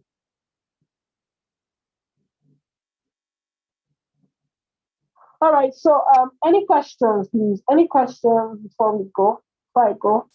So we have a comment from Olotu in the comment section. I've been seeing the comment. Okay. Okay. Well, sadly, in our local environment, I've experienced people looking for spiritual healing for what we can call simple mental health issues. So we try not to pin natural causes on spiritual. So we should try not to pin natural causes on spiritual things. Yeah, that's true. Actually, you know what? For mental issues, especially in Nigeria, the first thing people look at is the fact that it's an attack or something. Especially, I've been in an area where someone showed and everybody just went and some people started praying. I had to lean on that, kneel down and actually take that person's head up and actually feel the person's feelings. And everybody was, you know, leave me alone. It could transfer to you and all that. So sometimes, yes, we actually feel natural. It could be natural and then it could be spiritual. That's why in most cases in Nigeria, they will never tell you, oh, go to the hospital first when it comes to mental health. Go and pray. Have you paid your tithe? Go and pray, and all those all those kind of things. So if there are natural causes true, but they sometimes have spiritual foundation. Okay, thanks, Miss Lydia. Okay. Okay. I've seen people doing yoga, but I don't really understand. Is yoga also spiritual? Okay, yoga I don't think is widely practiced in Nigeria here. And yoga can also be a spiritual exercise because it includes meditation. While you're doing yoga, includes meditation, and meditation also is another avenue for connecting to a divine source. So when we talk about spiritual here, we're not talking about probably religion. We're talking about having to connect to a divine source. So yes, yoga can also be spiritual. Any other questions?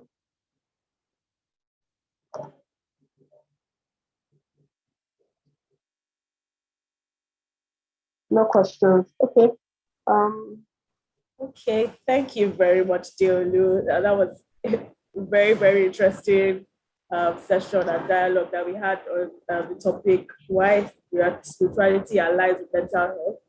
Thank you for taking your time to speak with us. I'm sure that we all got like 1 or 2 days from what you shared and like, what the other speaker and people from that attended shared as well. And yeah, thank you very much. You're welcome. Thank you. Great being here. Yeah. So we'll just go quickly to our special guest who I introduced earlier. So I'll just do a quick recap of her bio. So that's Praise of Gabby. Hi, Praise. Let me know if you can hear me.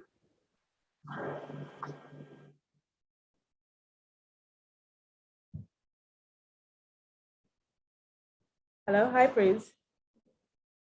Please unmute yourself. Okay, I can unmute now. Hello. Yeah. Hi, Praise. Welcome. So, like I mentioned earlier, Praise Eniola Ogabi is a lawyer, she's also a lecturer, and she is a budding writer. So she started writing when she was younger, and over the years, she's been an accomplished writer, and she put out a couple of books, such as Psychology of Divorce, and then Finding Me, which was about like my journey to wholeness. And she has a new book coming up. So she's just here to talk a little bit about that book, the launch event around it, and what to expect. So I'll just hand over to Praise Ogabi to share more information about herself and her book. Okay, hello everybody. I thank all the speakers that have come before. I've really learned a lot on mental health therapy and why it's useful.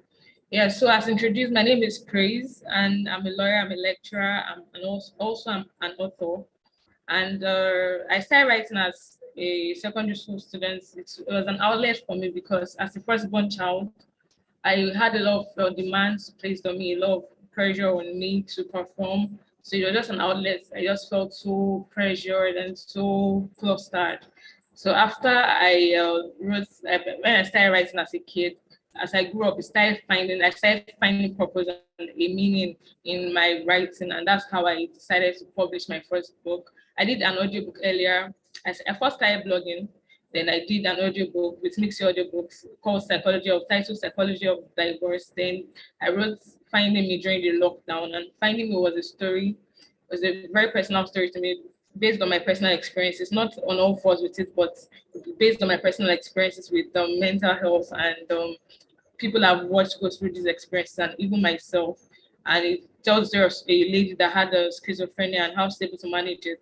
So this my new book is titled More Than a Conqueror, and it's a book I'm really psyched about. I'm really excited about. And we've talked so much about mental health in this meeting. We've talked so much about so many things. And this book tries to balance two perspectives, the religious perspective with the mental health perspective. So I've always been a strong believer that when you have a mental health condition or when you have any form of illness, it's not an evidence of lack of faith to seek medical help. Because some people feel when you have faith, then you don't need a doctor or something like that. That when you go to a doctor, it shows that your faith is not strong enough, that sort of thing. So I try to work out these parallels. It seems like two parallel lines I can never miss, right? So I try to work it out in my book. So it's a story. It's based. This is More Than a Conqueror book. It's based on three young ladies, Chioma, Precious, and Lydia, and they are struggling with different diverse challenges. You have Lydia struggling with a past sexual addiction, so many things she has gone through in the past, watching her brother die. You see Chioma struggling with drug addiction, and Precious struggled with bipolar affective disorder. So they come together in this story, and with a tale of how they're able to overcome at the end of the day. Then the book is also, like I said, addressing spirituality and mental health and so many other topics. So if you have questions of faith, questions around mental health, what is drug addiction really like? What is bipolar affective disorder really like? Then you will find the answers in this book. So the book launch is coming up. This flyer, it says 29 July, but because I'm working around the school calendar, because it's holding in Lagos State University where I work, so this tentative date is going to be 12th August now. I've sent an updated invite, but I couldn't send that because the graphic designer has not gotten back to me yet. So I would communicate any changes as time goes on. But the book launch is going to hold in Lagos State University, and it's a very wonderful avenue to come express. So there'll be a panel session, so many activities going on that day. Not just about the book, but to promote and push mental health awareness. So the book is on pre-order, the soft copy for 2,000 naira, and you can call the number on the flyer 0903-941-3405, or you can message me on at Paradise Girl on Instagram. You can search my name Praise Ogabi on Twitter, LinkedIn, and Facebook, and you'll be able to connect with me. So the book is available for pre-order, and I really hope to collaborate with anybody here that is open to collaboration to really push this, because people really need the Christian body of Christ. It needs something and a lot of information around mental health to demystify the whole thing and make it more accessible to everybody, and also to eradicate stigma. So thank you very much for this opportunity, and if there are any questions, I'm open to hearing them. All right, thank you very much, Praise. We'll share the information about her book to everyone who attended via the Asads email. So if you want to reach out to her to collaborate, support, and get more information about the launch and the book, you can do so. So thank you once again, Praise. And yeah. So I'll introduce our last speaker for today. That is Mrs. Chioma Janelle. Hi, good Hi. morning, welcome. Thank you. Okay, so hello? Yeah, I'm here. Okay, so I did give a brief introduction about you earlier, so I'll just do another one and then hand over to you to start the session. So this is Chioma General is a mental health professional and an advocate who works with children and families in crisis. She thinks that having meaningful discussions on mental health and raising awareness is very important, especially in the Black community. And she has over 10 years of experience working in different sectors, such as mental health, domestic violence, youth criminal justice, and developmental disabilities. She runs a podcast called Therapy Addicts that focuses on mental health and Black mental health support group in Canada. And for today's session, she'll be taking us on how important vulnerability is when speaking out. So I'll now hand over to you, Ms. Joma, to take us through the session. Thank you and welcome once again. Thank you. I just want to start by thanking everyone for allowing me to be here.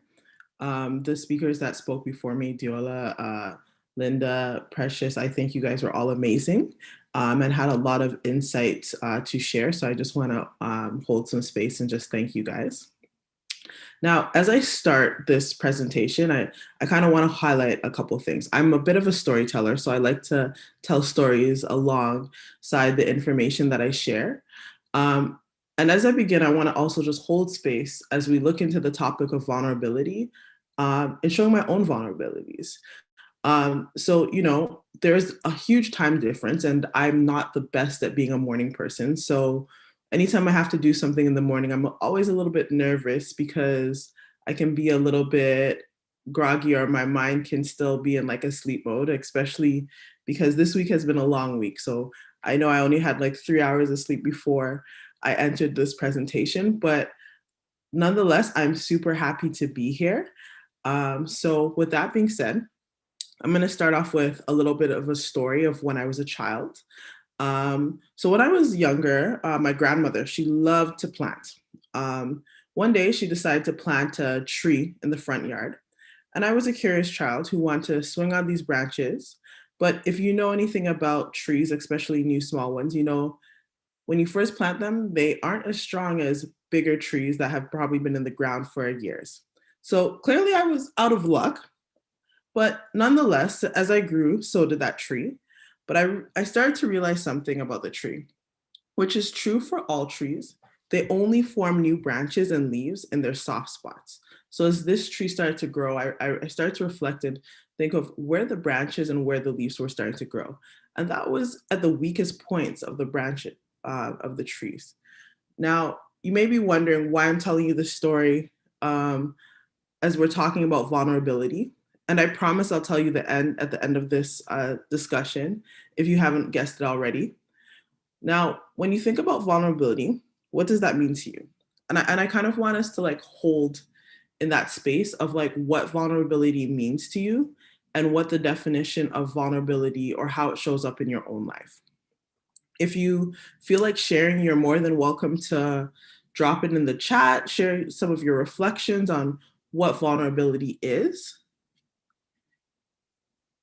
So I'm just moving over to the chat because I can't see it right now. So if you do have anything that you want to share about vulnerability, please.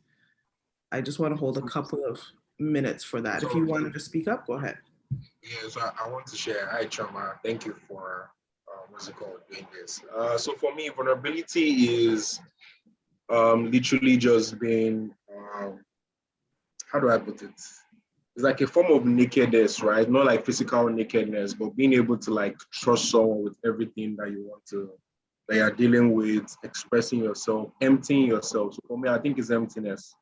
That emptiness, like literally giving that other person information that can destroy you, if you put it that way. Like just emptying yourself. So that's the definition of vulnerability for me. Yeah, I'll go with that definition. Perfect. Thank you. And thank you so much for sharing. I think it's so important to just share or reflect on what vulnerability means. And I think as we go through this, people will start to connect dots and have a clear picture of what vulnerability means to them. So the textbook definition of vulnerability is the quality or state of being exposed to the possibility of being attacked or harmed, either physically or emotion. Now, you're probably thinking, what is the point of being vulnerable if it's about being exposed or being attacked or having these really big, like, emotional responses? But the reality is, just like that tree that grows in the weak spots, our vulnerability allows us to embrace these weak spots. And instead of fearing it, it allows us to grow. So that's kind of the overview of why vulnerability is important, because in these weak spots of vulnerability, it allows for opportunities for us to grow and move through some of the things we might be working on, right? When you begin to recognize yourself having like negative emotional responses or something that has been triggering either in your work environment, at home, while with friends, you begin to understand stepping into the arena of vulnerability creates that space that is necessary for you to feel what emotions are going on and just being able to name it.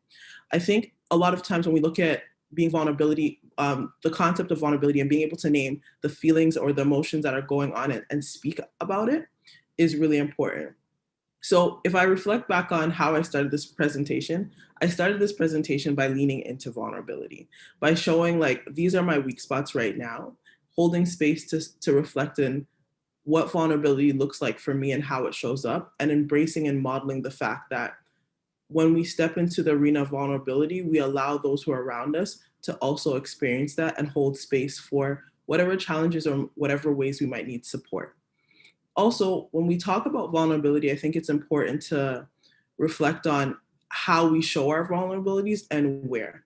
Obviously, not every situation is going to be meaningful for us to show our vulnerability. And I think it's important to talk about how we hold space for other people's vulnerability and our own vulnerability. And in that, we start to create a sense of a safe space to allow ourselves to show really strong emotions that we don't always want, or experiences that we don't always want to share that we might feel embarrassed of or ashamed of, and really start to talk and define what is going to be meaningful for us to grow in those parts. Like, where are the things that we need to work through? So, you know, one of the great things about having a therapist or a counselor or a psychologist is these people get to be those people where you share your vulnerable points with and work through what that looks like in your own life. And through that, you start to build and grow yourself. I also feel like when you look at spaces of vulnerability, this can also be within your friend group or your circle. If you start holding this space, you start modeling for others of how you're able to show up vulnerable. If you think about when we build new relationships in life, I think it's almost impossible for anyone to build a relationship with a significant other without the starting point of being vulnerable and showing those emotional responses to build connection. Vulnerability is also our connections to others. It allows us to show that we're relatable and we're all struggling in different ways and we all need support in different ways.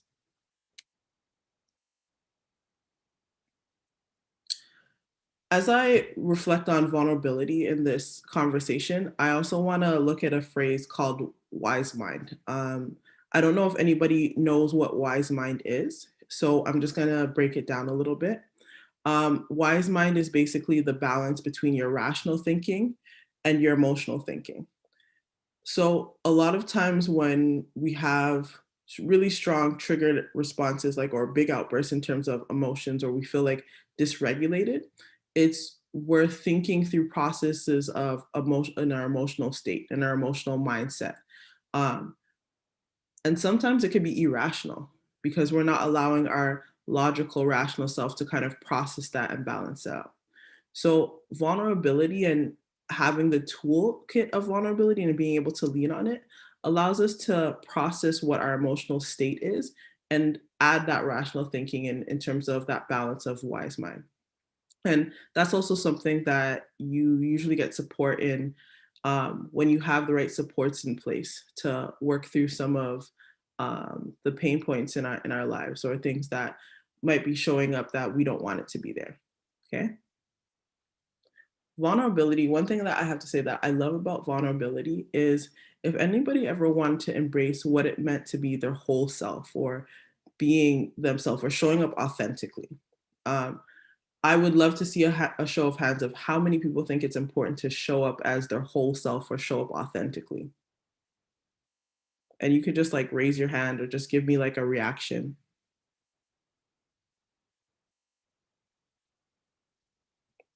I think it's when you look at what it is to show up authentically and how you can be your whole self, it is only leaning on what vulnerability is, because it allows you to step out of fear and step into brave space. It allows you to speak up against some of the things that you might be feeling and going on, what's going on in your life. Now, again, within this presentation, I started off this conversation looking at the analogy of the tree. And if you think about ourselves as this tree and what it is to have our feet planted, I think it's one thing to have our feet planted in like solid ground, but I also think it's one thing for us to allow that trunk and our branches and our leaves to fully grow and ripe so that way we can harvest the fruits of our labor. And vulnerability is the tool that allows us to do that. So in being able to speak up and speak in about the importance of what's happening in our lives or things that might be painful, allows us to show our vulnerability. It allows us to build human connections with others and strengthens our relationship. Now, I know Dar had shared earlier that vulnerability to him was like emptying himself and allowing someone else to basically know everything about him that is probably not the brightest shining example of him. It's the parts that we leave in the dark. But when we're able to process through some of those and have those conversations, sometimes it allows us to get that clarity of mind where we don't have to be stuck in the ideal of we have to just sit with all of that. We allow it to come out and shine some light and then say, I can forgive myself for those things. I can say like, it's okay to have those bad feelings, but what I do with it is more important, right? How I allow it to grow me is the most important part. So when I think about when I opened up this discussion in terms of like, I'm nervous right now. I wanted to know and have a little bit of discussion of how many of you guys were able to relate when I was like, I might have a hard time with this presentation right now because it's early in the morning. And if you're not able to, that's okay. If that wasn't something that you're able to relate to, it might have been something that turned you off or it didn't sit well with you. And the reason why I want to kind of lean into this conversation is because it allows us to hold space and allow people the opportunity to speak up within their vulnerability. So I want to just, if anybody has any thoughts or feedbacks that they want to share in regards to what it looks like when other people share their vulnerability.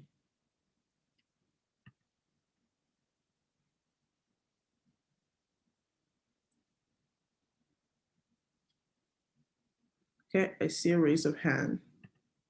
So you can just unmute yourself and just jump in.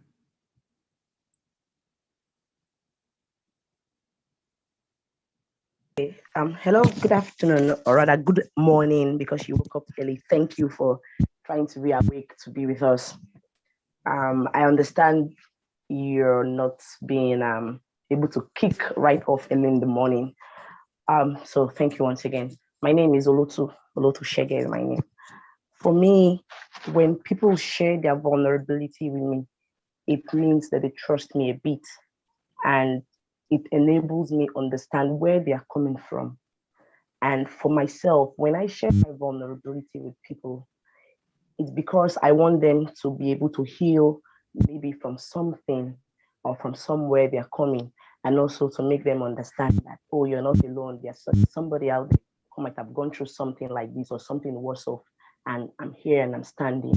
So when people share their vulnerability with me, I really am okay. So this is it, and I'm able to now go the extra mile to be able to reach out to them and make them understand that all can be well. And the end result of it all is that they are helping somebody else heal, and also helping themselves heal and say, oh, I've accepted who I am, or I've accepted this thing, or however it is that happened, and I have forgiven myself and I have moved on. So that's the idea. And that's what I get when people share their vulnerability with me, and likewise myself. Thank you. Thank you so much. So I do see in the chat, commenting about their vulnerabilities or what it is, others share vulnerability. And the reason why I want to say in terms of sharing, I think somebody needs to. I think when I think about the spaces of sharing or holding space for vulnerability, it allows us to also share our own vulnerabilities and speak up about how we might feel vulnerable in certain situations, and having those meaningful relationships and building into trust, right? When I look at vulnerability, one thing that I also do is I do coaching for a lot of people who do direct work. And when I look at some of the situations in terms of leading into like professional growth or just where people want to go, I think a lot of it has to stem with like, how vulnerable are you able to be with yourself, and holding spaces in terms of where are your weak spots? Where are your weak points? I'm not going to get everyone to share right now, like all their weaknesses on this call, but if you sit down and with a pen and paper as an activity and say like, these are my weak spots, and start to identify that, and then say, who can I share this information with that will help me get that clarity and push me to grow in these spots, or work through some of the emotions that we might be going through, I think is really important as we look into vulnerability and looking at speaking up and holding spaces. Because for me, there's the part of speaking up and being vulnerable. There's another part in holding space and being vulnerable. And I believe both of those coincide. And without the one, you can't have the other. Because the reality is, when we're being vulnerable, we're also hoping or entrusting people with a safe space of what that looks like. And that could be being called in, even with things that are challenging, right? I'm going back into my storytelling. There's two women who get into an argument based on different perceptions and different styles. And they're bickering back and forth. And the reality is, both of their needs are different. How they're communicating is probably not the most effective, because we know when we're arguing, like, we're not really processing what the other person's needs are. But the reality is, how you show up vulnerable in that moment could be like, I'm going to stop or lean into somebody and say, this is the situation and this is what I'm feeling, and these are the things that are coming up for me. Vulnerability allows people to dig a little bit deeper into situations and say, like, what is your need? And when I looked at that situation of those two women arguing, a lot of it came down to perceptions of, I don't think this person is competent based on work standards, or I don't believe that this person is capable of or able to trust them. And I think that's an important thing to hold, because when you're able to dig deeper to say, these are the things that are coming up, these are the feelings that are coming up, you're able to say, where are the vulnerabilities in this? And how can I process this and dig a little bit deeper and have bigger conversations on situations that lead into vulnerability? I want to have just a tally of like, how many people show their vulnerability on a day-to-day basis? How many people allow themselves space to be vulnerable?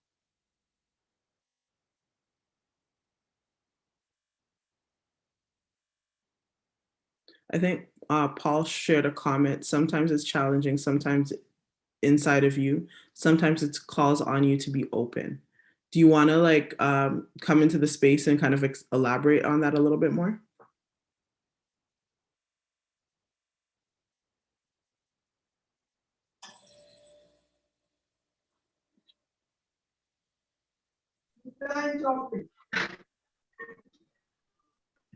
Hello. Hello, can you hear me? Yeah. Hello. Yes. Can you hear me? Yes. Yes, we can. what I wrote down was that to know how vulnerability actually opens us up. If someone shares with me that he or she is afraid about something, taking some sense of introspection, I go into myself and know how does that affect me, what's coming up for me. And that's in a way challenges me to talk more about my fears. So I'm beginning to look at how can I express my own fears towards this person. So sometimes it brings the part of you that you're uncomfortable with. That part of you you're not even aware, that part that you feel you don't have the courage to explore into. So sometimes when people are vulnerable and they tell you, I feel so and so, you're also challenged to look inward and know, what is this bringing up for me now? Do I feel same, or do I feel I've overcome this part and I know where I am at the moment? So actually, I feel when people open that vulnerable part, it actually brings up the part in us that we scared to look at, or the part that we're not yet aware of. So I would say that when I'm vulnerable to somebody else, opening up a part that maybe warrants shame, regret, or I feel not proud of, I also want the person to connect with that human part of his or herself. That I will know that, okay, I'm sharing something that brings out something in you, to see my struggle, my challenges, or to see where I'm coming from, to know that I'm aware of why this thing is happening to me. So that's just a brief I have to say about that. Thank you. Thank you for sharing. I think it's really important to look at those vulnerabilities and look at the things that come up. A lot of times when I support people who are sharing their vulnerabilities, I like to lean into like a strength-based asset of like, it's being able to share your vulnerabilities is a strength in itself, right? Like, you look at it as like, yes, you're showing your weakness, but it's also a strength because you're able to lean into those spaces where you normally wouldn't, and push yourself to be open with your humanity, with feelings that people don't always want to share, or things that people hide. And I think vulnerability and speaking up about your own vulnerability also creates the space for not only for you to be relatable, but for you to be honest with yourself. And I think that's one of the biggest things that when we look at vulnerability is the idea of how can you also be honest with yourself in some of these situations, and really lean into those spaces of, this is what I'm going through. These are the hard parts, as opposed to like bearing it and saying like, nope, I'm not going to deal with it. I think there's also a balance with vulnerability, right? I always say that a lot of times when we are vulnerable, especially in living situations, when things come up that are triggers for us, sometimes we have that really big emotional space, and being able to step back, once you start practicing like being vulnerable, you're able to really step back and say, okay, where are my safe spaces, or my spaces where I can allow myself to have this emotional reaction, so I can get back to that wise mind balance, right? And those are the growth points within vulnerability. I think someone has their mic on. Did someone have a comment? Okay, no, okay, I'm gonna continue.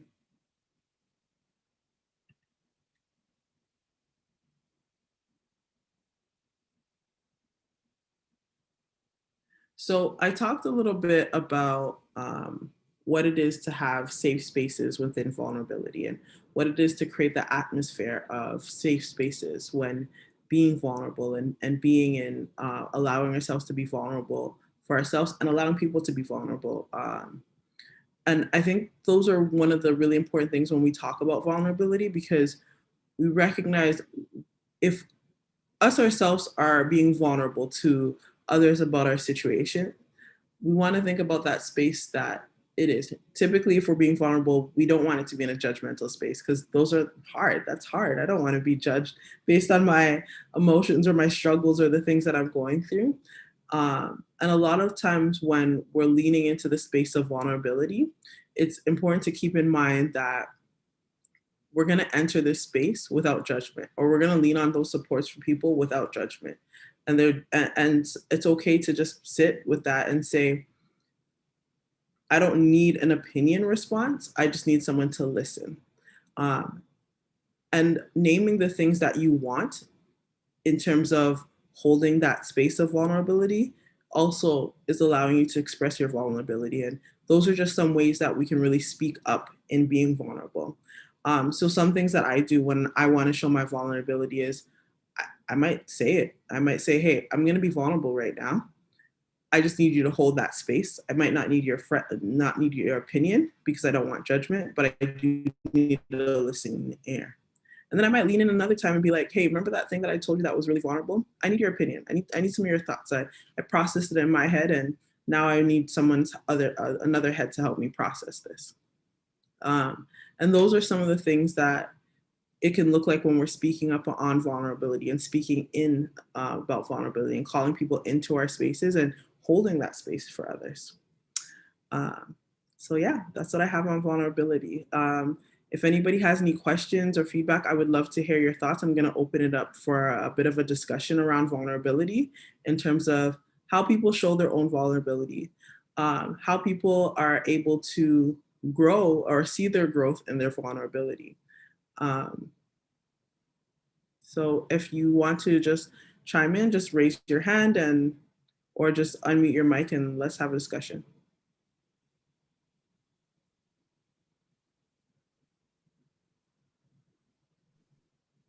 All right, thank you very much, Mrs. Chioma. So I think I'll just go first and encourage other people to, share and ask questions. So I want to know, so how, for people that struggle with being vulnerable, like what tips or when I say hacks can you share to help them be vulnerable, so to help them open up and express themselves in the way that they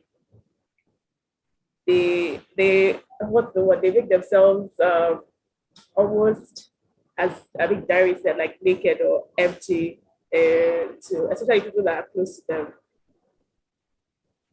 So I do believe vulnerability takes practice. I don't think people just step into the arena of being vulnerable. And I think that's a really great question, is like, if you are not a vulnerable person, how do you practice that and how do you develop that skill? I feel like the first thing is naming that it's hard. Once you start to name that, and this is a really great practice, is I'm going to be vulnerable and it's hard. It's not easy. And holding that space for yourself or the person that you want to connect in with, to say, this is hard for me, but I'm going to list out like one or two things. And being vulnerable doesn't mean all at once you have to pour your heart out or pour out everything that is happening. It can start in baby steps. And that's the ideal of like when we want to have discussions about vulnerability and talk about what it is to be vulnerable, and recognizing who are your safe people that you can have these conversations with. I also think when you're starting out in the spaces of allowing yourself to be vulnerable, it's really important to have those safe spaces of those people that can allow you to be vulnerable without judgment. And this is why within the presentation, I also asked, like, how do we hold space for vulnerability? How do we allow others to be vulnerable so we can model that space of, I can hold it without judgment. When I'm able to be vulnerable, I want you to also hold it without judgment. All right, thank you very much. No. So we have a comment from Olusu. So I think she just said, awesome presentation, Chioma. Thanks for making us see that being vulnerable doesn't make you weak, but it can be from a place of strength. I think that's something that most people think about vulnerability, that it's weakness. They sort of, connected to being weak. So, I mean, thank you for sharing that. There's actually strength in being vulnerable, because it's not easy sometimes. No. And, with that, I also want to just add, like, back to the tree, or the analogy is like, we only grow in our weak spots. So the reality is our weak spots are our strength, and it's our room to like improve ourselves or work through some of the things that we need to work through so we can grow and be better versions of ourselves, right? Vulnerability, it really allows us to lean into the space of being our best selves, coming up to be our whole selves and be authentically ourselves. But we can only do that if we acknowledge vulnerability and step into that brave space of being vulnerable, stepping into the arena, just like the gladiators in the Roman empires, when they fought lions, like they stepped into the arena and they were brave. And that's what it is to be vulnerable, stepping in to be brave. So we have a question from Vivian. Please, if someone has been vulnerable with you, are you obligated to be vulnerable with them? No, not necessarily. I think the reality is sometimes people want you to just hold the space and just listen to what they're saying without judgment.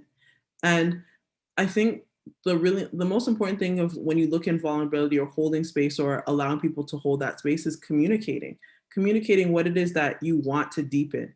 I think there are parts where it's important to show your relatability, but it doesn't necessarily mean that it's also unloading all the stuff that you might be going through when someone else is being vulnerable and showing like, I need support right now, right? Because I think it's really easy if two people are being vulnerable at the same time, the person who probably came for support might not get that. And in holding that space for vulnerability, sometimes it's just like, I'm just gonna listen to that person and console them and be that support. And then say like, we're building this and we're deepening this relationship. So there's gonna be times if they're a safe person, or like within your friend or peer group, that you might also share your vulnerable feelings, or you also might share your hard time and saying like, this is the space, or this is how you want to create the space. A lot of things what I do with my friends, like personally, I'll pick up the phone and be like, do you have time or emotional capacity right now? Because I'm about to vent some vulnerable things to you. And I literally start the conversation by asking to see if someone has that capacity. And usually when I set that stage, my friends aren't giving me their vulnerability in terms of like their big emotions. And they might give me something that relates to the situation or saying like, yeah, I've been through that. But I also feel like in holding the space, it encompasses empathy.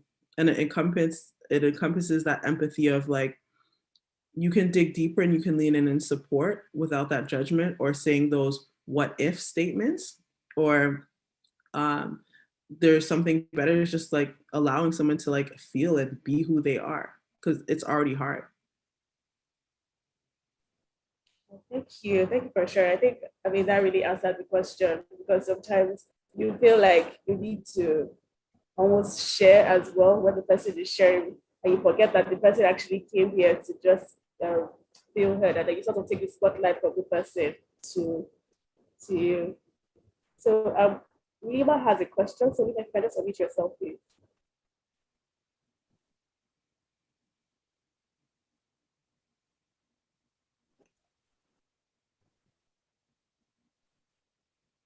Hi, Lima, can you hear me? Can you hear me now? Yes. Okay. Yeah, so I just wanted to share a bit on vulnerability as well. This was a very nice presentation, and my own journey with vulnerability. So I always used to be, I used to regard myself as the strong friend, the strong person who's always there for family members, person who listens, who gives people advice. And as much as I was always that space where people could share and be vulnerable and talk about anything. When it came to me, I was always still kind of guarded, because I had this twisted idea that being strong meant not feeling like the full range of my emotions, and holding certain things, acting unaffected by certain events. And at the end of the day, I found out that I was going nowhere fast. Being vulnerable does not necessarily mean that you're weak.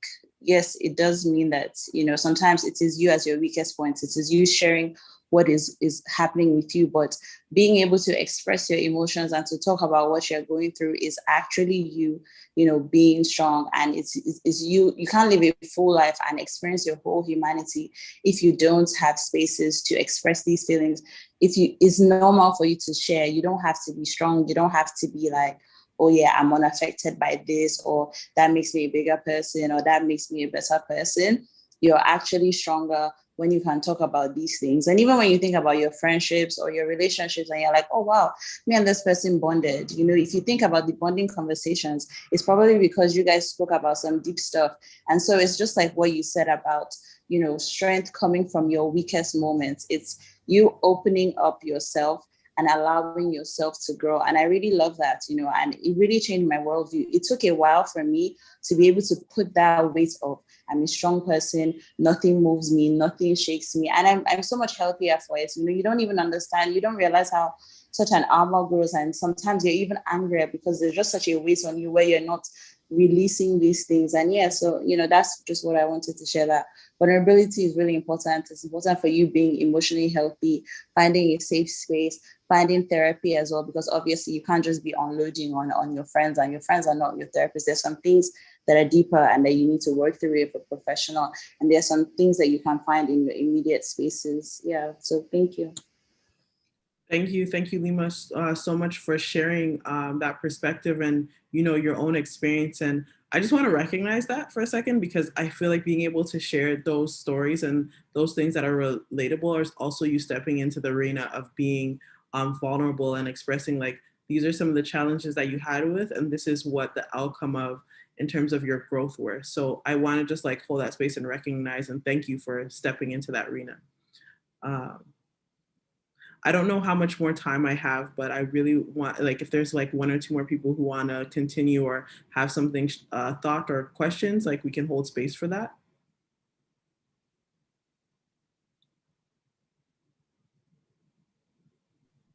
Hello, everyone. Please, if you have questions, kindly drop in the chat or raise your hand.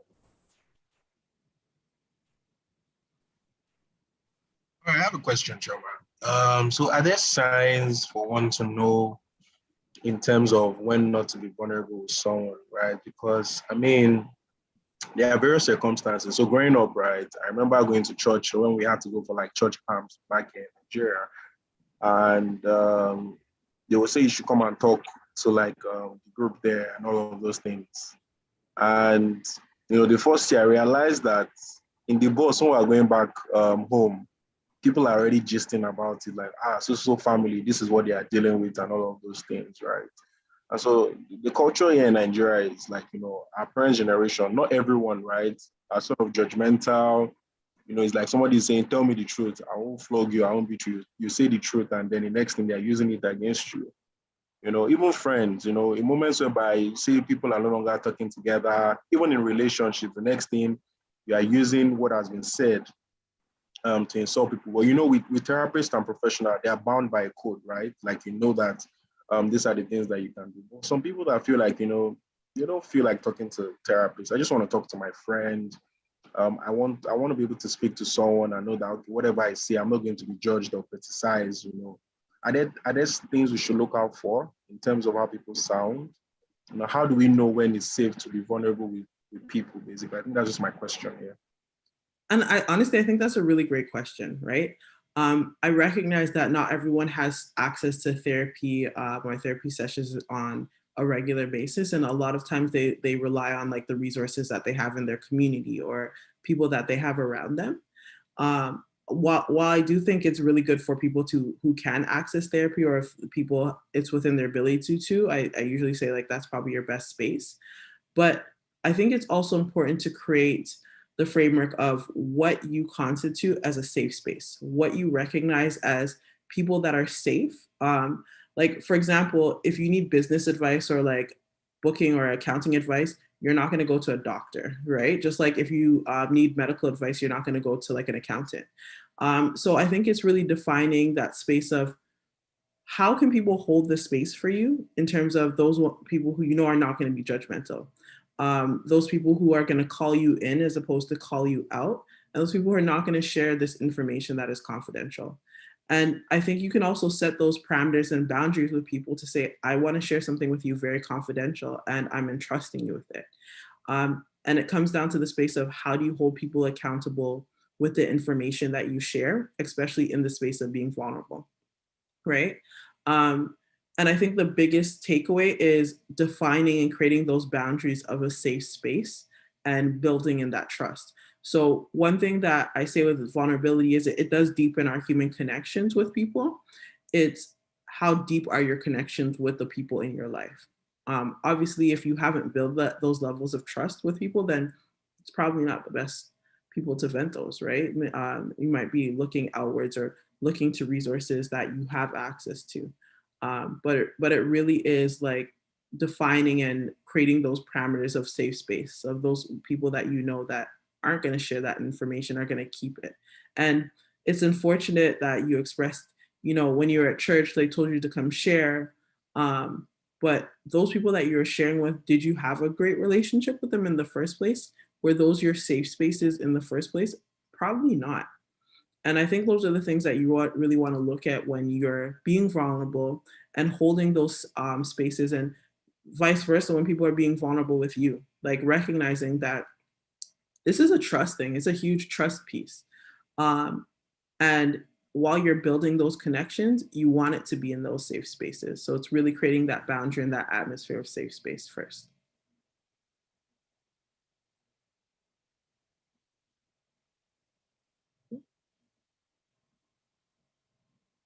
Yeah, thank you. Yeah. No worries. Well, I just want to thank you guys for allowing me to be here and be a part of this conversation. Oh, I think someone had one more comment.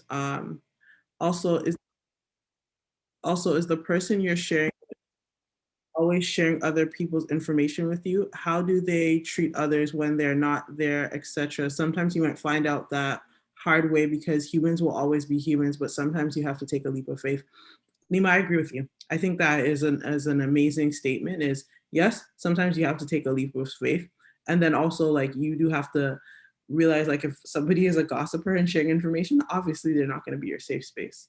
But it doesn't mean that you can't build that relationship, because I genuinely believe that once you start in the arena of vulnerability and carrying people along and modeling it or allowing people to see what this can be, you really start to define and build relationships around what it looks like to be a safe space. Once you start naming, this is what I need from you, and I'm going to hold it accountable and saying like, I'm going to entrust you with this. You don't need to share this. This is between me and you. Or as opposed to just leaving it open of, I'm going to share this with you without any parameters. I think it's really okay to set some parameters, even in that leap of faith, to say, I'm going to hold you accountable to this.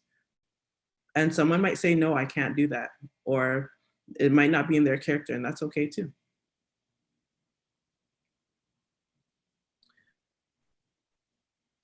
All right, thank you, Mrs. Chalmers. I don't know if you have any other comments or questions before we let our speakers go and move into our breakout sessions next.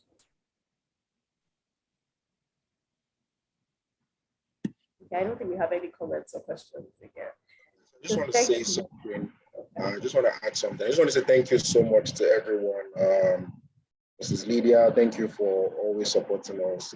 Chama, thank you. I know like 5 a.m. or 6 a.m. your time now, so thank you so much. Yeah, I just want to thank everyone, and thank you to all team members and Asads and everyone that has been supporting us. So we're about to go into the breakout room. I would hope Choma and Mrs. Lydia will stay to join the room, but it's not compulsory. I know that you guys are busy. And I just want to talk about the modalities for the room, right? So the essence of the room is for everybody to be able to bond and connect with people. So the rooms have been labeled, there are 4 rooms. The first room is called power. The second room is called strength. The third room is called hope. And the fourth room is called calm. So let me even open the room. But before we join, so that I just explain everything to everyone, basically. So the essence of this room is so that everybody can be able to connect and learn. And most of these rooms have team leads that are going to be supervising, right? So for the next 15 minutes, let's try and know everyone in the room, introduce yourself, show your videos, get to make a new friend in the mental health space. But most importantly, let's not throw away the knowledge that we're able to get from all of this, basically. I don't know if you all understand what I'm saying. Like, let's not, let's not throw away the knowledge we've been able to get from all of this. And let's just see how we can just, have a nice time, basically. So yes, we can all join the room now. We all can join the room. So yeah, you can just join the room. Something should be popping up on your screen to join the room. So we'll be there for 15 minutes, we'll come back and then we'll just wrap up. All right, so let's just quickly join the room. So please, you can join the room. Can everyone join? If you are doing something else, you need to come back to your Zoom app so that you can join the room. So we'll be ending this.